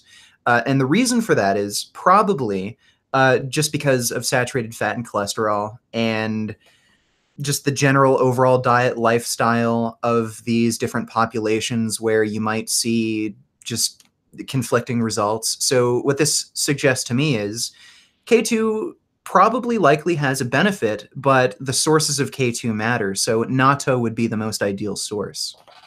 And in Japan, which is the longest living culture, they're eating a lot of natto. They're getting a lot of K2.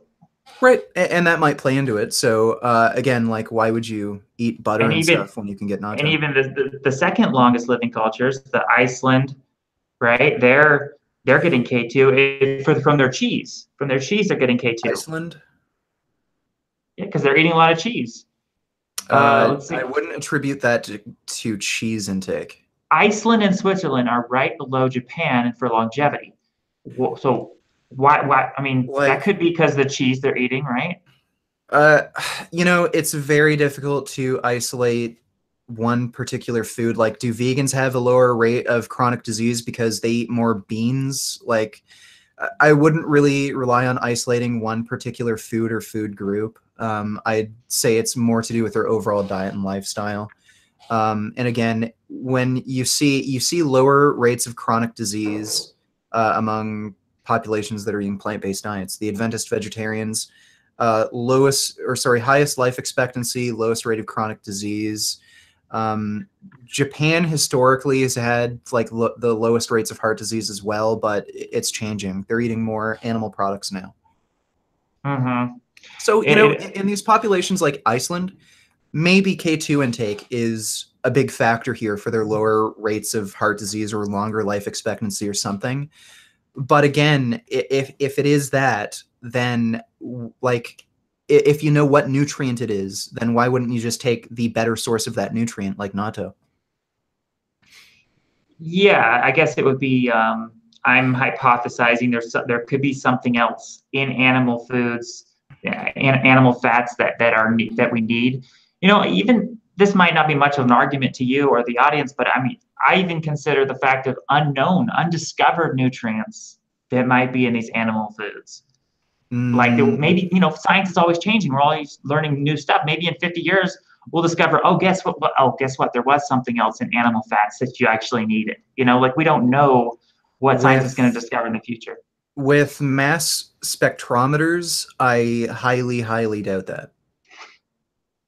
Like, I think we've figured out like all the nutrients that are in foods, how they interact with each other, their effects on the human body. It's not all known, but I'm pretty sure we know all the actual nutrients. We might. We don't. I mean, I guess it is hypothetical. I guess one thing that could be contributing to the longevity of Japan and those Iceland, it could be like the iodine as well, right? Because there's a lot of iodine in Japanese foods because they're getting sea vegetables, yeah. And then even in Iceland, they'd be getting all that dairy, and dairy is high in iodine. Are you getting enough iodine? Do you eat like seaweed and stuff? I was taking a iodine supplement for a while, but then I just switched to eating more sea vegetables. I just don't like having to make nori wraps, so I just like put it up into a square sometimes and eat it. But the reason iodine is in dairy products is actually because of the cleaning chemicals they use in the industry.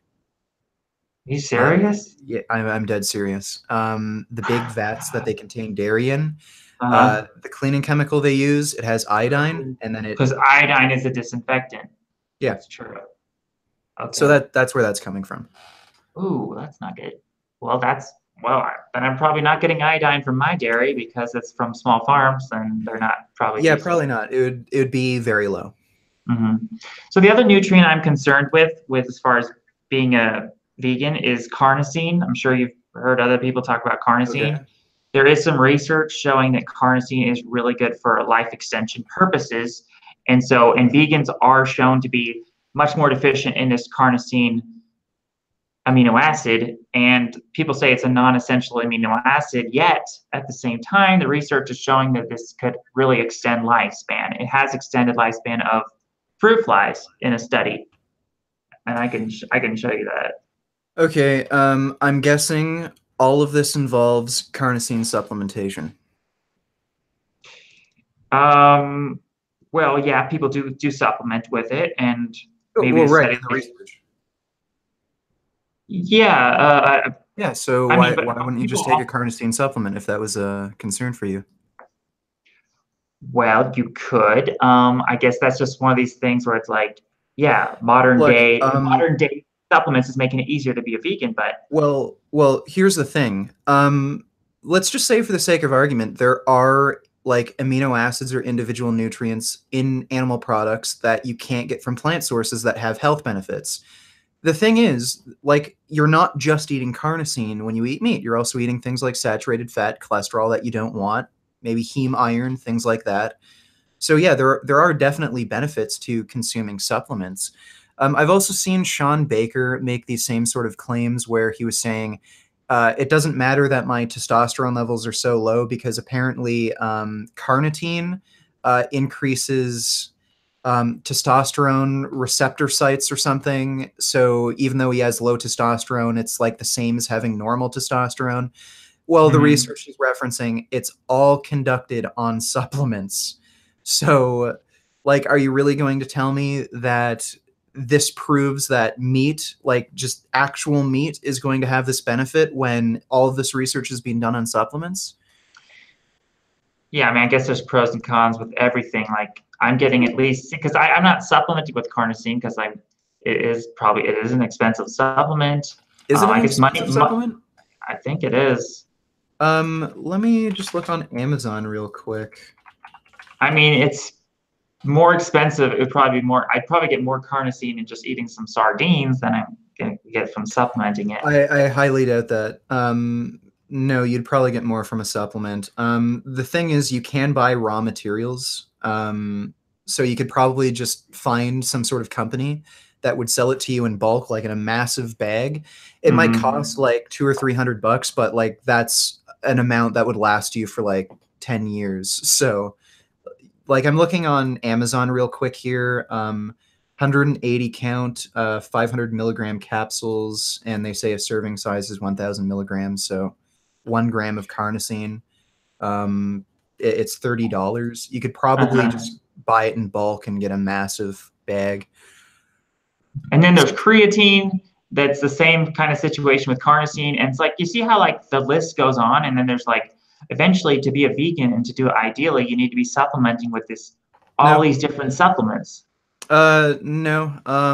Like again, creatine isn't really an essential nutrient. There is, listen, there is research showing that I think vegetarians who took a creatine supplement, they had a boost in cognitive function.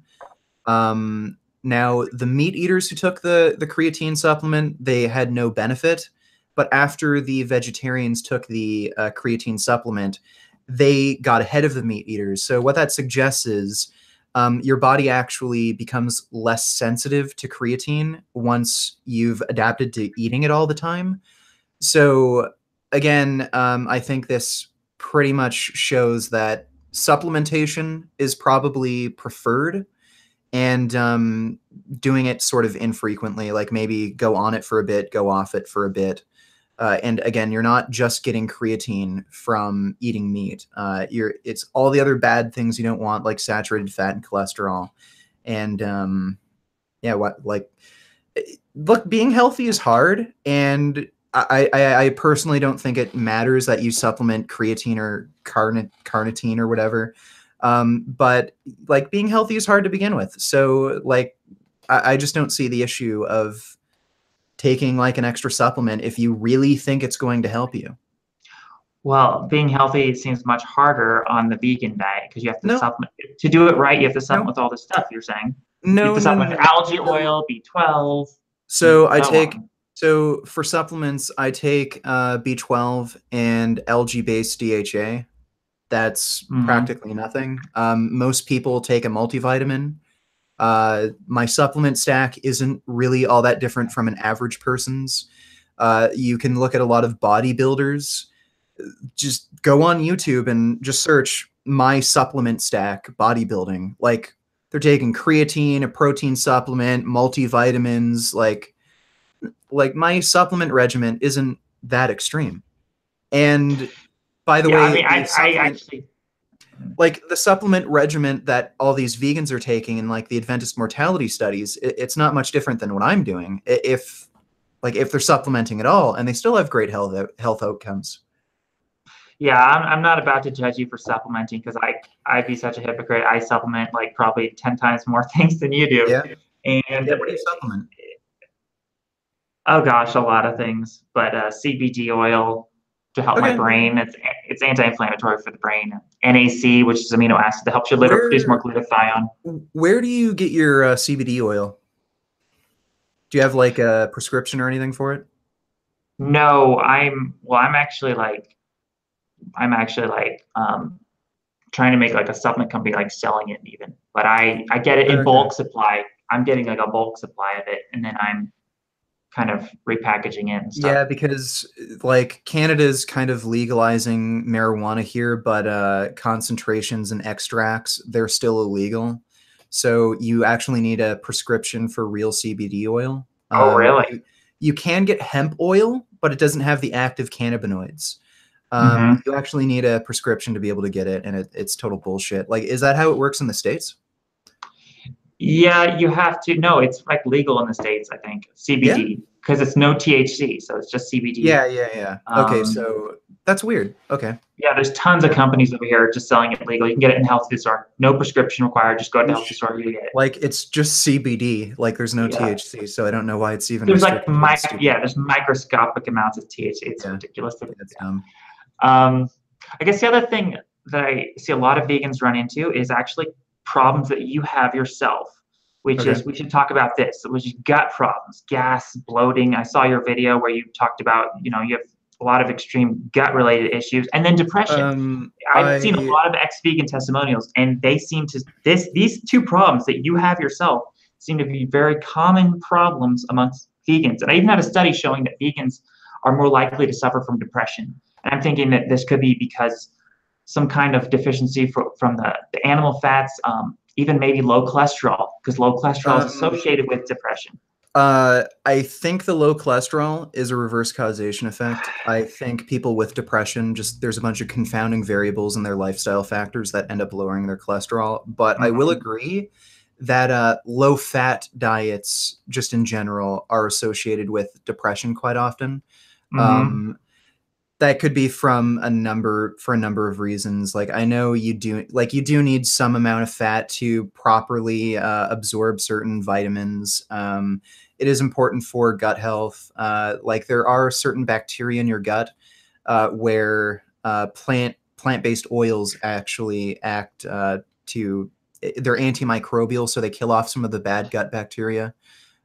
So you do need some fat in your diet. I would say I would agree with you there. There is an association, and some of the depression you see with vegans can be attributed to a very low fat diet. There was a guy, Homegrown Big, that I did a video on. I think he mentioned that he wasn't feeling too well, like he was kind of down and depressed. He was following a raw vegan diet that was really low in fat. So the thing, though, too, like, I've been suffering from depression my entire life. Like, I was suicidal at 6 years old. So this isn't anything new for me. And veganism actually helped it. And there is some research showing that high antioxidant diets do help with depression. So kind of makes sense that veganism would kind of help me. And what about the gut problems? What do you attribute your gut problems to? It's just all that fiber? You're just eating lots of excess fiber and stuff? No, I don't think it was that. So I did take a probiotic supplement that made me bleed out of my ass super hard. I don't know what the fuck, how the fuck that happened, but I stopped taking that. So what I ended up doing was cutting out the protein supplement I was taking. I do tend to have a weird reaction to protein powders, so I cut that out.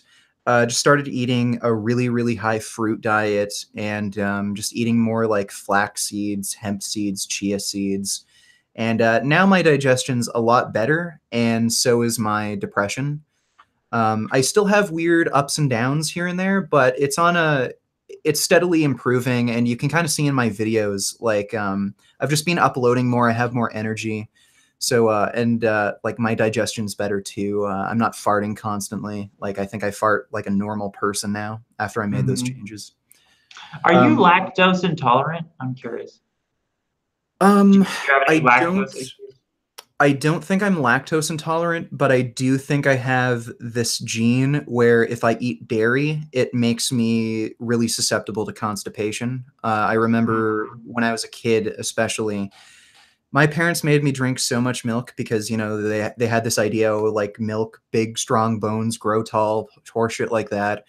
I had really bad constipation when I was a kid. I'd go like a week or more without taking a shit. I did too, actually. Yeah. That was one of the biggest problems I had as a kid. That's actually a pretty common issue, and I think it's caused by dairy. I think a lot of people have that issue.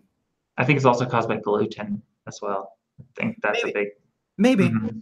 But have you ever tried raw milk? Because I would challenge you to try drinking a glass of raw milk. Because at this point, there's no way I'm going to do it. Just for ethical reasons. That could literally... But what's the ethical concern, though, if you're visiting the cow and it's this cow is being treated very nicely, Because if you were just to eat some raw milk for like a week, like a glass a day for a week, you probably solve a lot of your gut issues. You might even solve I bet you would solve your depression.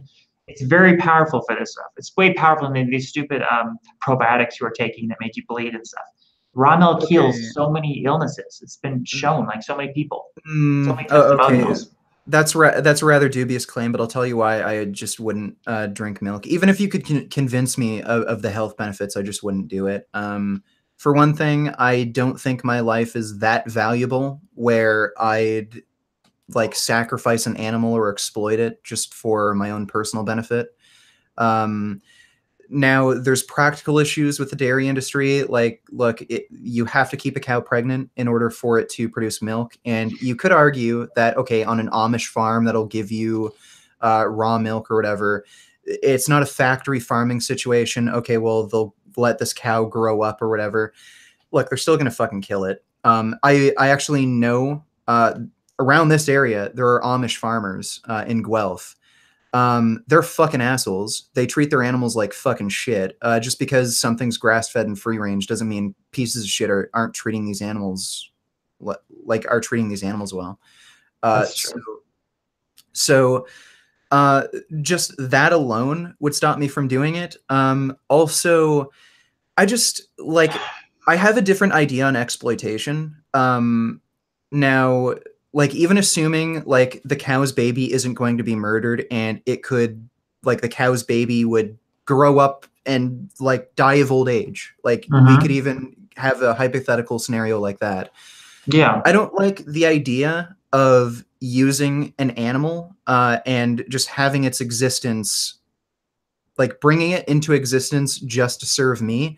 It's sort of like if this were the Matrix and you had no idea that just a second, you had no idea that you were actually in the Matrix and you were just living a normal life, but it turns out that you're being used by a machine. Your entire life is a sham. It's just an illusion. You thought you were living a free existence. You thought you were living a normal life, but it turns out you're just like a brain in a vat and you're being used to power a machine. That's kind of the level of exploitation that I see with humane farming. Like, I mean, the absolute best farming practices that you could fantasize about. That's the comparison I'm making. Sure, the cow might not realize at that point in time that it's being used, that its existence is just for your own benefit. But I just don't like that idea ethically. Well, you have a dog. How is that? How's that any different than like a cow being raised as a pet? A pet. Okay. Well, they're rescued, and I'm not using the dog to produce milk or, having it breed. But you're using it for emotional comfort. What if you were to rescue a cow? You're not? Your dog doesn't give you emotional comfort at all? No. Just like friendship? No. Companionship? Now, Jasmine, she's actually the one, my wife, who has the idea of getting these animals. That might be the case for her, but really, if the animals weren't benefiting from her getting them, she wouldn't do it. The only reason she gets these animals is because she feels bad for them. We rescued Finn, we rescued the rabbits, we rescued the mice we have. We didn't go to a pet shop or anything. The reason ultimately we got these animals is for their benefit, not for ours. And we've had quite a lot of misfortunes because of these animals. Like, oh my God, especially our dog Lucy. Holy shit, the amount of money she fucking cost us, like, it's tremendous. But here's a hypothetical question, because I want to know where you're coming from. Like, let's say you discovered hypothetically that eating some eggs every week and eating a glass of raw milk a week or something would extend your life by like 10 years. That's a lot. Would you do it at that point? If you can gain an extra 10 years just by eating a little bit of, dairy and eggs, you wouldn't even have to kill an animal. They were like the most ethically sustainable raised animals. That's a long time extra to live. Would you do it for that? Me personally, no, I wouldn't eat animal products to live another 10 years. Now, if that were actually the case, I'd say, like, okay, well, you know, I'd admit it if that were actually true, like according to the research, but it would just mean I wouldn't really necessarily focus on health for an argument for veganism. I'd focus more on the ethical principles. But yeah, for me personally, but if that were the case, like it wouldn't be as strong of a health wouldn't really be a strong argument for veganism. Yeah. There are some practical realities that make veganism a bit difficult. For instance, in the third world, like in Thailand and shit, farming like cattle is a way out of poverty for a lot of these people. That's not a good argument for veganism. Like for poor farmers that are farming rice traditionally, farming cattle will bring them out of poverty. That's just a practical reality, but I'm not really going to use economic reasons like that to argue for veganism. I'm just going to be honest and say, that's a downside, but there's all these other benefits. See, that to me is showing a level of extremism. But you'd think this is good, but like you would undermine your own health just for the sake of animals. And to me, that's like undervaluing your own life and your own existence, because I could never see me doing that. I could never see me undermining my own health for the sake of the life of an animal. I don't think 10 years of my life is worth hundreds if not thousands of animals dying over the course of my lifetime. I don't think I'm that valuable. Now again, if that were the case, I wouldn't really be arguing for veganism from a health perspective, but luckily that isn't the case. Okay, and by the way, I wouldn't really call that extremism. I mean, there's people who what is it called? There were nurses and just aid workers who went to Africa to help with the Ebola epidemic recently. Like they put themselves at huge risk for contracting Ebola. There are soldiers and shit that like genuinely believe, like especially World War II. Now it's like completely fucked, but I mean, there are people who willingly enlisted in the military because they thought they were doing the right thing. They'd put their lives at risk. Like, just because people are willing to put their lives at risk for like a higher cause doesn't mean they're crazy or extremists. I mean, I just think it means they're good people. Yeah, you're right. Maybe extremism isn't the right word. It's more like self-sacrificial, right? Yeah. Altruistic in a way towards animals. Let's take, for example, though, let's say someone who's suffering from a health problem. Let's say Casey, for example, vegetable police. You know him. He's eating meat for the sake of his own health because he has this like health problem. Isn't someone like him at the very least, someone who's suffering from this health problem, isn't someone like him justified and ethically for exploring all the options? And he feels like he's pushed up against a wall now where he has to eat meat, or his health problems are going to be worse and he's never going to heal himself. Someone like him at least is justified, right? Wouldn't you say? Okay, well, Casey is an absolute fucking moron. Let's get that straight. The guy drank turpentine because he saw on some forum that it's good. For those of you who don't know, turpentine is essentially paint thinner. It's like a tree sap that is being refined in a way, and they used to use it for like peeling paint off of shit. So he drank that because he heard on some forum it was a good idea, and he felt terrible after. It actually put him into a fucking depression. He had no energy and shit. So he's done a lot of really dumb fucking shit with his diet, and it's no wonder that it led to some health problems down the road. I wouldn't really attribute his health problems to veganism. Secondly, what probably is the case with Casey, he either has parasites, fungal growth in his intestine, which is very common. I think it's like Candida is the most common type of like infection in humans, or he has a bacterial overgrowth in his small intestine. There really shouldn't be any bacteria in your small intestine. All of these things can cause your body not to break down certain irritating compounds like oxalates, salicylates. If you're not breaking down those compounds, then they can cause some like really bad histamine reactions. Like I know he talked about itchy skin, acne, can cause depression, anger, anxiety. So what really the problem is here is he has to either take anti-parasitic medication, antifungal medication, or a certain type of antibiotic. There's a type of antibiotic that deals with bacterial overgrowth in the small intestine. It's not absorbed, so there's no risk of it like causing other issues. You can get bad reactions from antibiotics. So like that would have solved the issue. Maybe temporarily he'd want to go on a low oxalate salicylate diet and then reintroduce food slowly.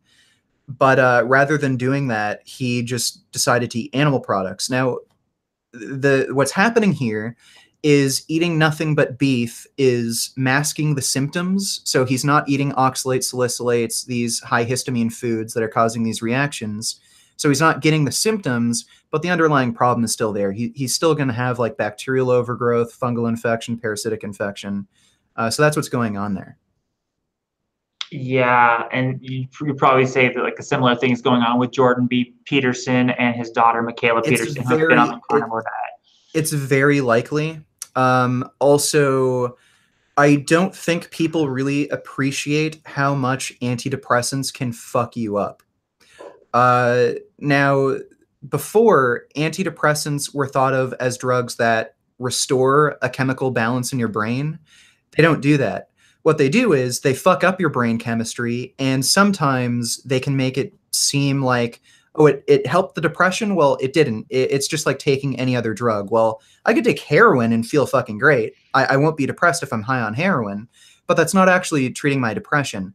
And these drugs can do really weird things. They can make you fucking delusional, make you numb to everything. And I think that's kind of what happened to Jordan Peterson and Michaela. From the sounds of it, they were both taking really high doses of antidepressant medications. It ended up getting to a tipping point where the negative effects of the medications outweighed the benefits. They went off, and maybe they do have some sort of food sensitivities or bacterial overgrowth, and just these factors combined made them think, okay, it must be the meat. When it's probably not. They probably have some sort of weird digestive issue that might relate to like bacterial overgrowth, fungal infection that they should really look into. I will agree, maybe some people do have just weird allergic reactions to certain foods. Like, hey, maybe broccoli does trigger something for her, but eating an all-meat diet definitely isn't the best way to go about dealing with this. Yeah, I agree that there's other ways they should have looked into healing their gut more. Yeah. There's a lot of things people can do. Well, and I don't think in the long term eating like a 100% meat diet at all is a good thing. So I agree. Yeah, and I mean they're eating like a lot of beef and shit too. Like what you would agree isn't like even good meat. So you know, I think they're just managing their symptoms rather than the underlying cause of these issues. Mm-hmm. And so another thing is, I would say a lot of people as a vegan, they end up being more sensitive to chemicals. And I wonder if you have any experience with that. Have you felt more sensitive to chemicals since being a strict vegan? Because a lot of people, like for instance, they report they're more sensitive to air fresheners and perfumes. And yeah, what do you think about that? I haven't had anything like that personally. Mm-hmm. I don't know. Maybe it's possible. Like your body does kind of develop a tolerance to certain irritants. So like, you know, maybe there's something in meat that was irritating them in a similar way as some sort of chemical. And now that that's gone, they don't have that tolerance anymore. Or maybe they're just noticing it now when before they didn't, because there were other things that were kind of bothering them. I don't know. So I just want to ask your opinion on, like, let's say there's just all these ex testimonials. Do you ever investigate those ex vegan testimonials? Do you ever like watch these people? And you know, it's not a study, it's not as proof as a study, but it's a certain type of evidence that, don't you think we should look at all these ex vegans, and that counts for something? Do you ever investigate the other side of all these people who have tried the vegan diet and they've just totally massively failed, and they run into all these health problems, neurological conditions, depression, gut problems, muscle loss? And what do you think about these people, these massive amounts of ex-vegans? There's a big turnover rate, right? A lot of vegans are leaving the vegan movement because of health problems. why are these health problems occurring? What's the biggest thing they're doing wrong, you think? Well, now a lot of people get into veganism for odd reasons, especially when you look at like Sverage's channel. I'm sure you've seen the vegan Yeah. interviews there. Yeah. Most of these people had health problems before they went vegan, and they're kind of looking away to solve these issues. Most of them relating to gut health, but some like depression, anxiety, weird things. Um, so though that type of individual, I think, is susceptible to listening to just bad fringe information because like mainstream information has kind of failed them. So they were eating like maybe a paleo diet before they still had these issues. And then they kind of go to the next extreme where there's some dude talking about the raw vegan diet where you eat just fruits and you have to go on like a fruit cleanse for a month. So I think a lot of those people fall into those categories. Some of them might be following a little more normal diets, but again, a lot of these things can be explained away by them just not plain eating enough. Maybe their macronutrient balance was just off just enough for them to still have these issues, like not eating enough fat. And that can be a problem. Like I wasn't eating enough fat for quite a while when I was vegan, just because, like it's a little bit you have to kind of go a bit out of your way. I'm not like the type of person to just snack on nuts. So I just had to add like seeds and shit to my oatmeal, and then I was fine. So I think generally that's most of the issues you're seeing. And then some of those people might also fall under the category that Casey falls under, where they probably just have like bacterial overgrowth, fungal infection, or parasitic infection that they've had for a long time, but they just didn't know how to deal with it, or that they even had it, and they don't know like what tests to get and shit like that. Yeah, that's probably very true. And yeah, I can't really argue with that. I mean, all vegan diets are not created equal, and maybe they're not even supplementing like the way you'd think they should be supplementing with this algae-based DHA, which can make a huge difference. Oh, by the way, women in particular, they might have an especially bad problem because recently they found birth control pills. They do affect metabolism of B vitamins and folate. So that's another thing. There's odd things that you wouldn't kind of suspect, but like birth control might be messing them up. So yeah. As far as this algae-based DHA and it has EPA too, I wanted to ask you about, is this supplement really, you think this is equivalent to someone taking a fish oil? It's just as good? Is it lacking in anything that say I would get from a sardine? No, I'd say it's better. So fish actually don't break down ALA into DHA and EPA. They actually get the EPA and DHA in their body from algae. So basically, you're taking out the middleman and getting the fat where the fish get it. And that has the benefit of getting rid of the issue of biomagnification, like fish, like especially after the whole nuclear incident in Japan. Like you're not getting weird radioactive compounds and mercury and endocrine disrupting pollutants. You're just getting algae. And they're like, they tend to be a little bit more expensive, but I think that's mostly just due to economy of scale. They're not as common as fish oil supplements, but you can find some pretty decent deals on Amazon. Generally, the algae-based DHA supplements, the really cheap ones that you can get for like 10 or 15 bucks a bottle, they tend to be dosed fairly low. I think they have like 100 milligrams total of like EPA and DHA. The one I get is a little more expensive. I think I paid $23 for the bottle, but it's dosed appropriately. I think the total dose is like 260 milligrams per capsule. So, yeah. Are you familiar that there's with this DHA, when it's in a phospholipid form, is more bioavailable in your brain? And this is why they say krill oil is so good, because it's like way more in a phospholipid form that gets into the brain better. And this would be in fish eggs. Dr. Rhonda Patrick talks about this. So I was wondering if algae-based DHA, if it's in a phospholipid form that's highly absorbed into the brain versus an unphospholipid form. Are you familiar with that? I have no idea. I've honestly never heard of that. I'd have to look into it. again, I'd weigh out the pros and cons, even if this was true. Would you prefer to run the risk of exposing yourself to more environmental pollutants rather than just taking a higher dose of the supplements and maybe spending a bit more money? And Yeah, well, ethical reasons too. I think it would be wise also to consider that humans have never gotten our DHA from like algae in the past. We've always got it from a marine animal who has consumed the algae, and maybe they have done some conversion. Maybe these animals have done some conversion that makes this DHA more usable when we get it from like a krill or a fish or something, rather than just the plant itself. It's possible, but there's also issues with that. So algae, all forms of algae, it creates a toxin that's both neurotoxic and liver toxic. Now, that's not really a problem if you're just eating algae, but when you're eating fish, it can be a problem. So I'm sure you've heard of ALS or Lou Gehrig's disease. It's a neurological disease. Yes. Yeah. It increases from fish consumption because of biomagnification. The fish are eating algae that produce this toxin, and that toxin becomes biomagnified in the fish. There's actually a population, there's this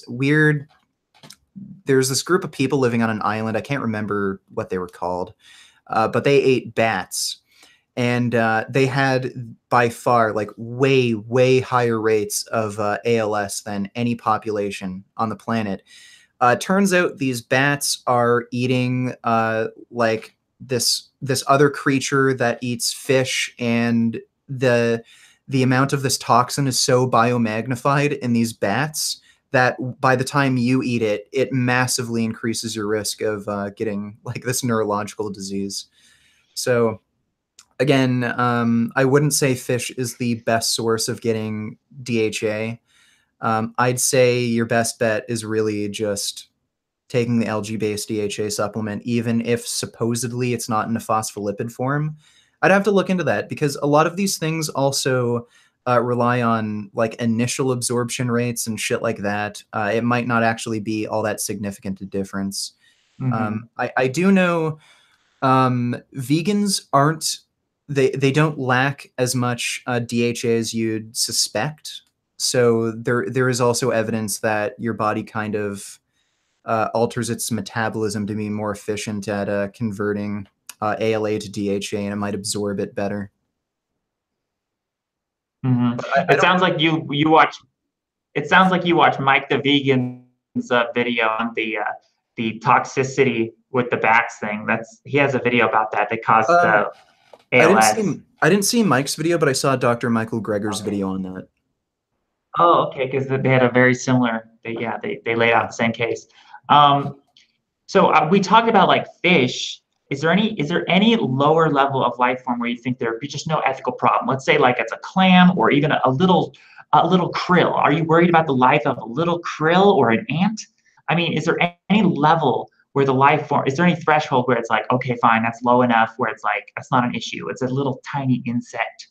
You're not going to judge people for eating an ant. Is there anything like that? Well, here's the thing. It's a quote from my favorite manga, Berserk. If you're worried about stepping on ants, you won't be able to walk. Now, wait. You were breaking up there. Say that again. I said, if you're worried about stepping on ants, you won't be able to walk. So, like, look, if I'm on my motorcycle, I know, like, there's going to be some insects that fly into my helmet, and they're going to be dead. That's kind of an inevitable consequence of my life. Like, there's no way of going through life without killing an insect. But the thing is, it's when you go out of your way to kill an insect. I don't care if it's even as insignificant of a life form as an ant. If you go out of your way to kill it, I think that's really horribly wrong. What are, like, really on the cosmic scale, are you any more valuable than an ant? I'm sure there's a creature a lot more valuable. I am sure there's a creature that sees you as an ant. So, like, if you can recognize that these creatures can experience well-being, that they are sentient and they can experience pain and suffering and they have a will to live, why would you go out of your way to hurt them? It's just doesn't make any sense. Now, if I were to drive a car and I knew for a fact, like if I had a crystal ball and I knew if I were to go out and drive a car today, I would hit a person, I wouldn't drive that day.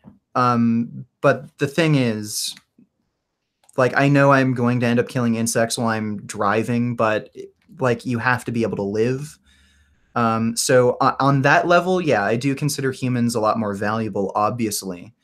But when you go out of your way to kill even insignificant life forms, I just think that's wrong.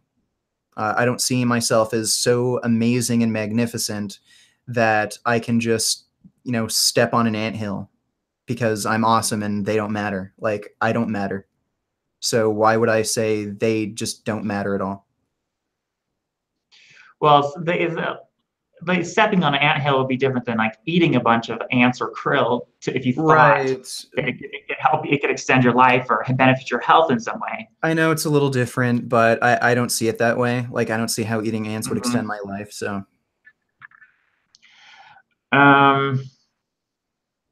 like you never answered my supplement question. Like, let's say people in the past who they didn't have all these advanced supplements you have. They didn't even have B12 supplements or DHA algae supplements. Would those people, in the very least, would they be ethically justified in eating some animal products? Our ancestors. Yeah. If they absolutely had to survive, then yeah. I know. I was actually talking, like, in my old apartment, there was a guy in the building who noticed my vegan shirt, and I think he was like really old, 90 or something, and he was asking, "Oh, you're vegan, eh?" And then I said, "Yeah." So then he mentioned he was a medical doctor for a really, really long time. Back when he was practicing in the early days, he said the only way they had to cure B12 deficiency was to make people eat raw beef liver. So everyone hated doing that. And he said even like meat eaters would get B12 deficient occasionally, but it happened mostly with vegetarians. Then he said finally they actually synthesized B12 and he could just give injections.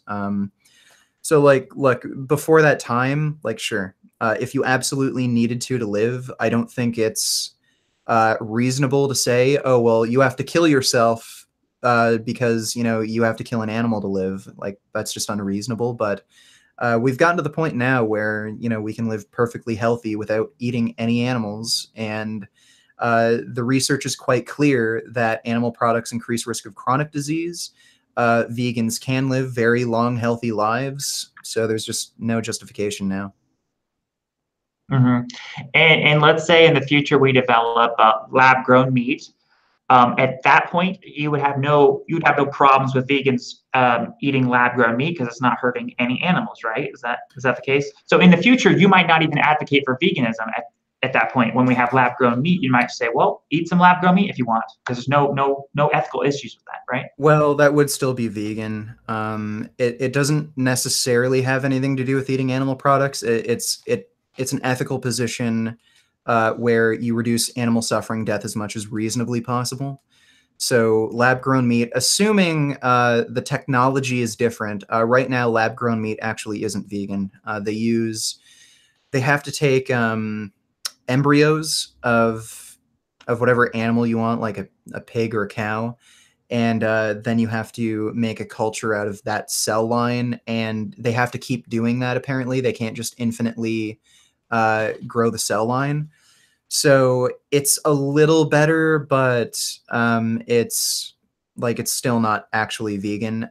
There was some guy from Israel who made a Kickstarter, and he was saying he developed some new method of growing meat in a culture that doesn't involve that. You just need one cell line and you could grow meat infinitely. As far as I know, he hasn't actually made a working prototype yet. So like, I'd imagine eventually in the future they'd have that. I wouldn't have any ethical issue against that, but I would still recommend people not eat that crap because it will increase the risk of disease.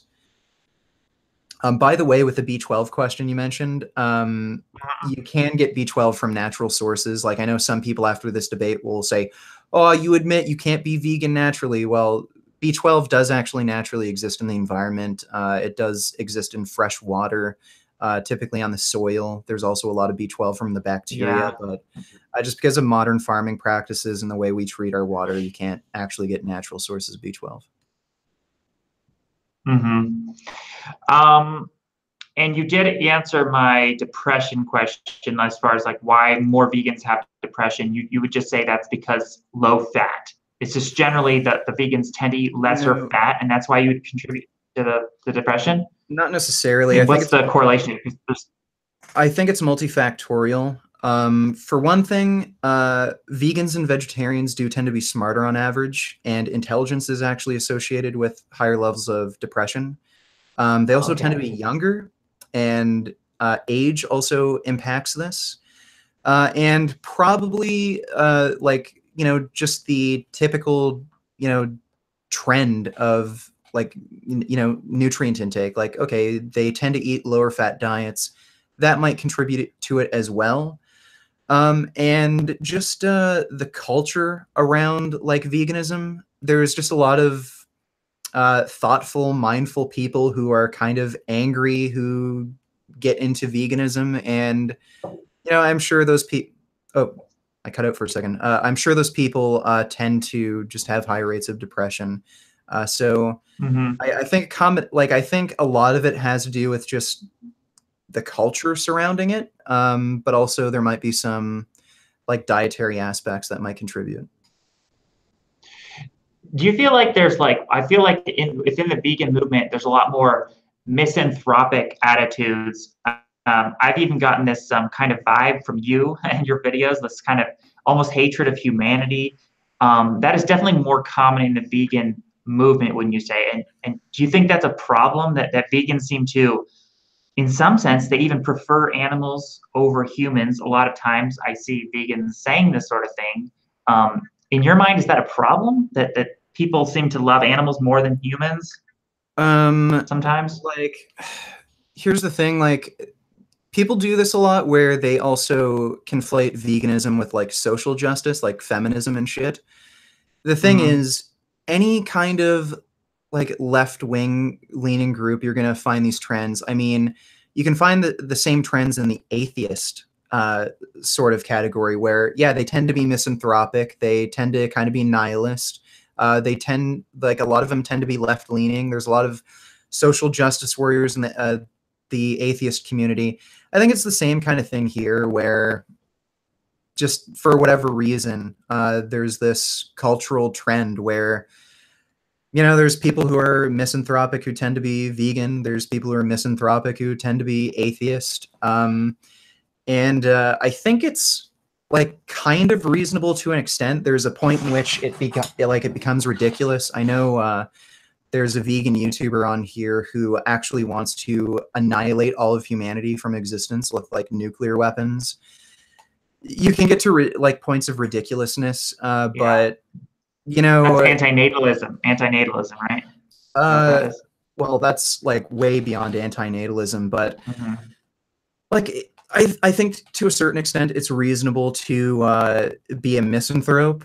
Like, but when you take it to the point of wanting to annihilate all of humanity, it kind of gets insane. But yeah, I mean, I hate most people I come across. They're stupid, ignorant. They annoy me. So, like, I think it's kind of reasonable to be a misanthrope.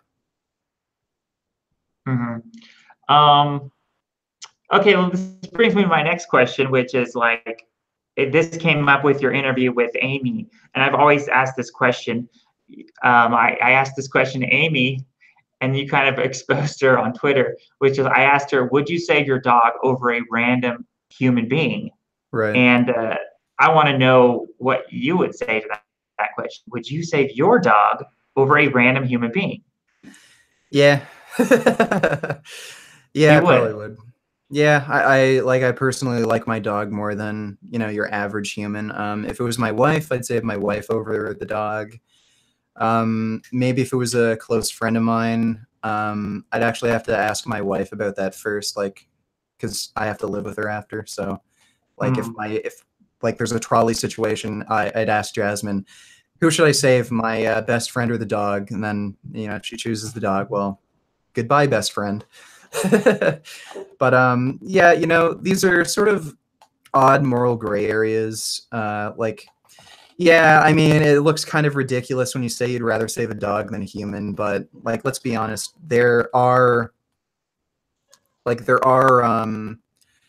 personal factors. Like, we're not like moral robots where it's like, okay, well, this person has a higher value than this person, so like I'll kill this person. Like, let's say there's somebody who's on the cusp of developing a cure for cancer, and there's my wife, and we have a trolley situation, and I could choose to kill one or the other.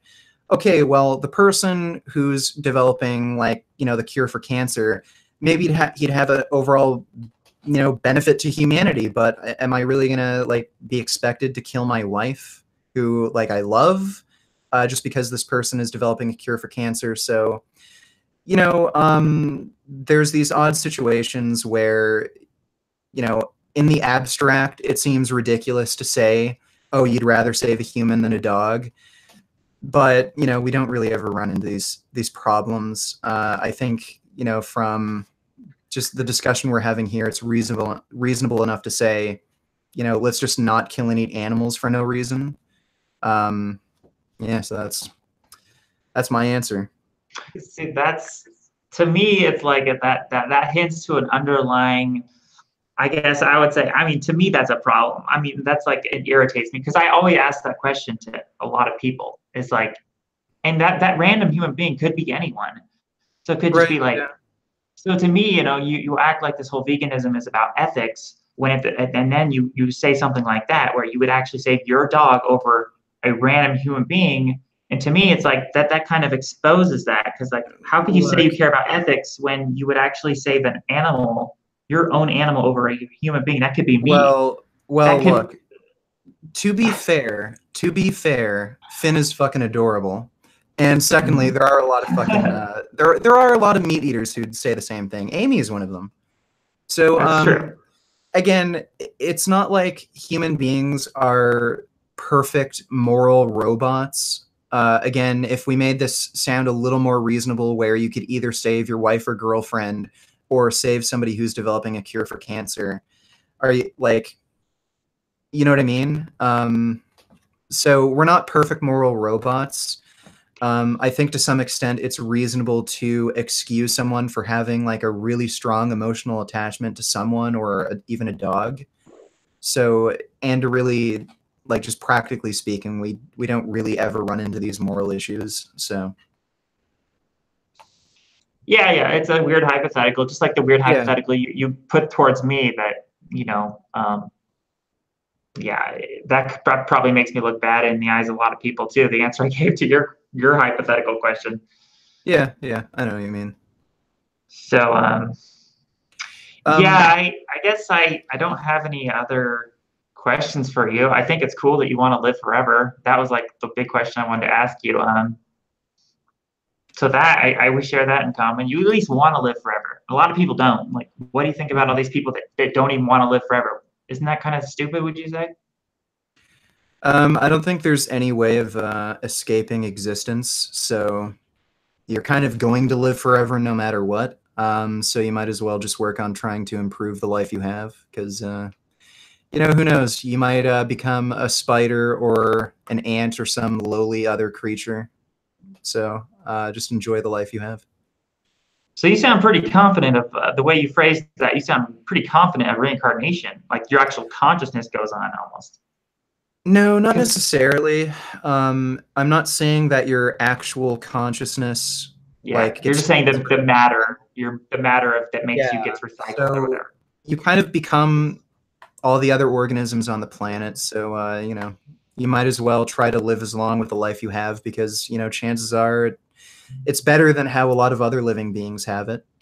So you might as well try to live forever and make the best of the life you have.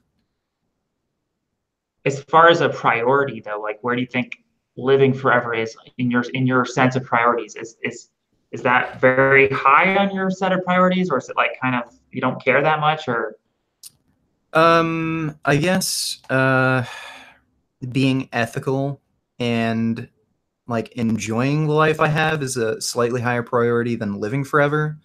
Because, like, again, on my birthday or something, I'll eat cake and You know, it's not good for you. So if it was my absolute highest priority, I wouldn't ever do that. But I also want to enjoy myself. Hmm. Yeah, I also wanted to ask you, like, could you ever see yourself advocating for anti-aging as a part of your ethical vegan movement? Because in essence, all these animals are eventually going to die, regardless of how much you help them and save their lives. They're all going to die of aging and disease. Wouldn't you want to? I would think, as a vegan, someone who wants to help the animals, wouldn't you want to cure aging so you could eventually cure the aging of the animals and make the animals live forever, just like you yourself would want to live forever? Would you want to bestow that benefit to animals that they could also live forever? I don't know. That could go down. The cultural, like, and practical implications of that could be really weird. Like, if you were to just, like, if we had a dart gun where you could shoot anti-aging serum into, like, any animal, you probably wouldn't want to do that in the wilderness because that would really fuck up the ecological balance of things, chances are. I don't even know if that's a good idea for pets. Like, it's strange. I don't know what the actual result of that would be. Like, it would be great if I could have Finn or someone, or like any of my pets, live like indefinitely, but I don't know. I don't know if they'd want to live forever. Like, maybe Finn would, because he's just always happy no matter what. But Mm-hmm. I don't know. I'm just not entirely sure what, like, all the implications of that would be. Have you ever asked Jasmine if she wants to live forever? I don't think she does. I could Really? ask her after, though. I'm not sure. Yeah, I'm not entirely sure. Yeah, that'd be an interesting question. You should also ask her if she'd save the dog, the dog over a random human. I can say with a very high degree of certainty she'd save the dog over pretty much anyone. Maybe even me. I'm not sure though.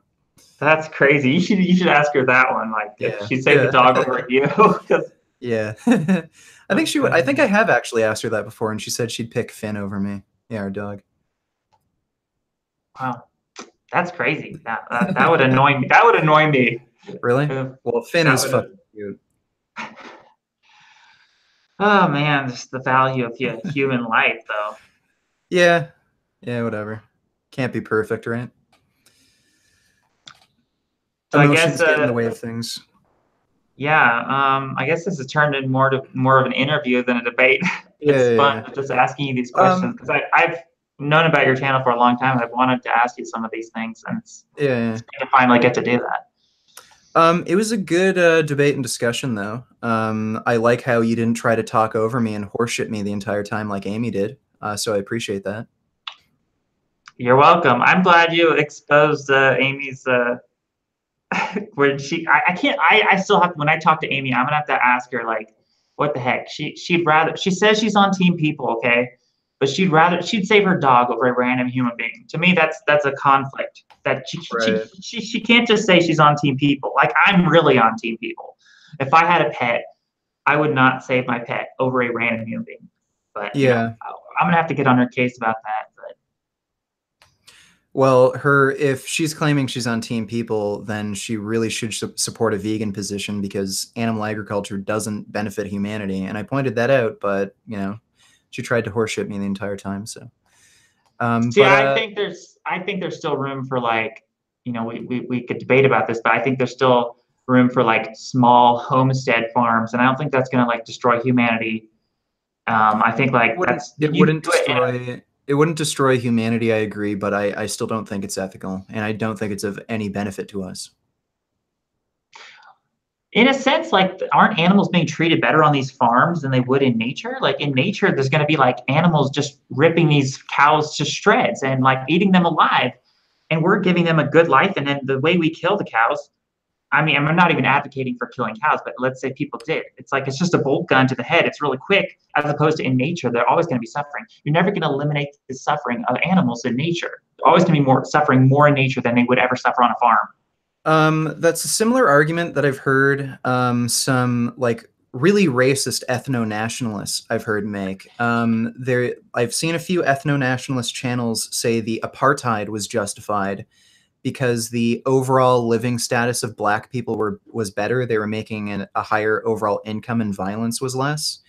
But would you support the apartheid and take away human rights just for the sake of like improving some measures of well-being? I think people really value freedom over pretty much everything else, and I think animals do as well. So just because you're improving some measures of measures of well-being, like, okay, they're going to live longer, they're not going to have to hunt for food and shit like this. I think animals value freedom in a similar way we do. And that's why you see so many animals try to fucking escape captivity. Mm-hmm. And so, like, you're saying if your dog could survive in nature, you would kind of just let your dog go just for the sake of its own freedom? If he'd prefer, sure. But I'm not really in favor of pets to begin with for that reason, basically. I'd prefer a world where nobody owned any pets at all, and we just left animals alone and just let them live in nature the way they want to.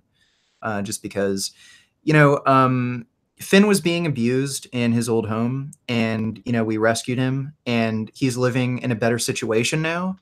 But it's still not ideal. Like, if he could actually live in the wild naturally, like, he can't, obviously, because he's like a tiny dog and everything. But say if he was like a wolf, basically, I'd rather him live out in the wild where he had his own sense of freedom. He could mate with any dog he wanted. He could make his own pack, do whatever the fuck he wanted. I'd rather him live that life than like a comfortable life with us.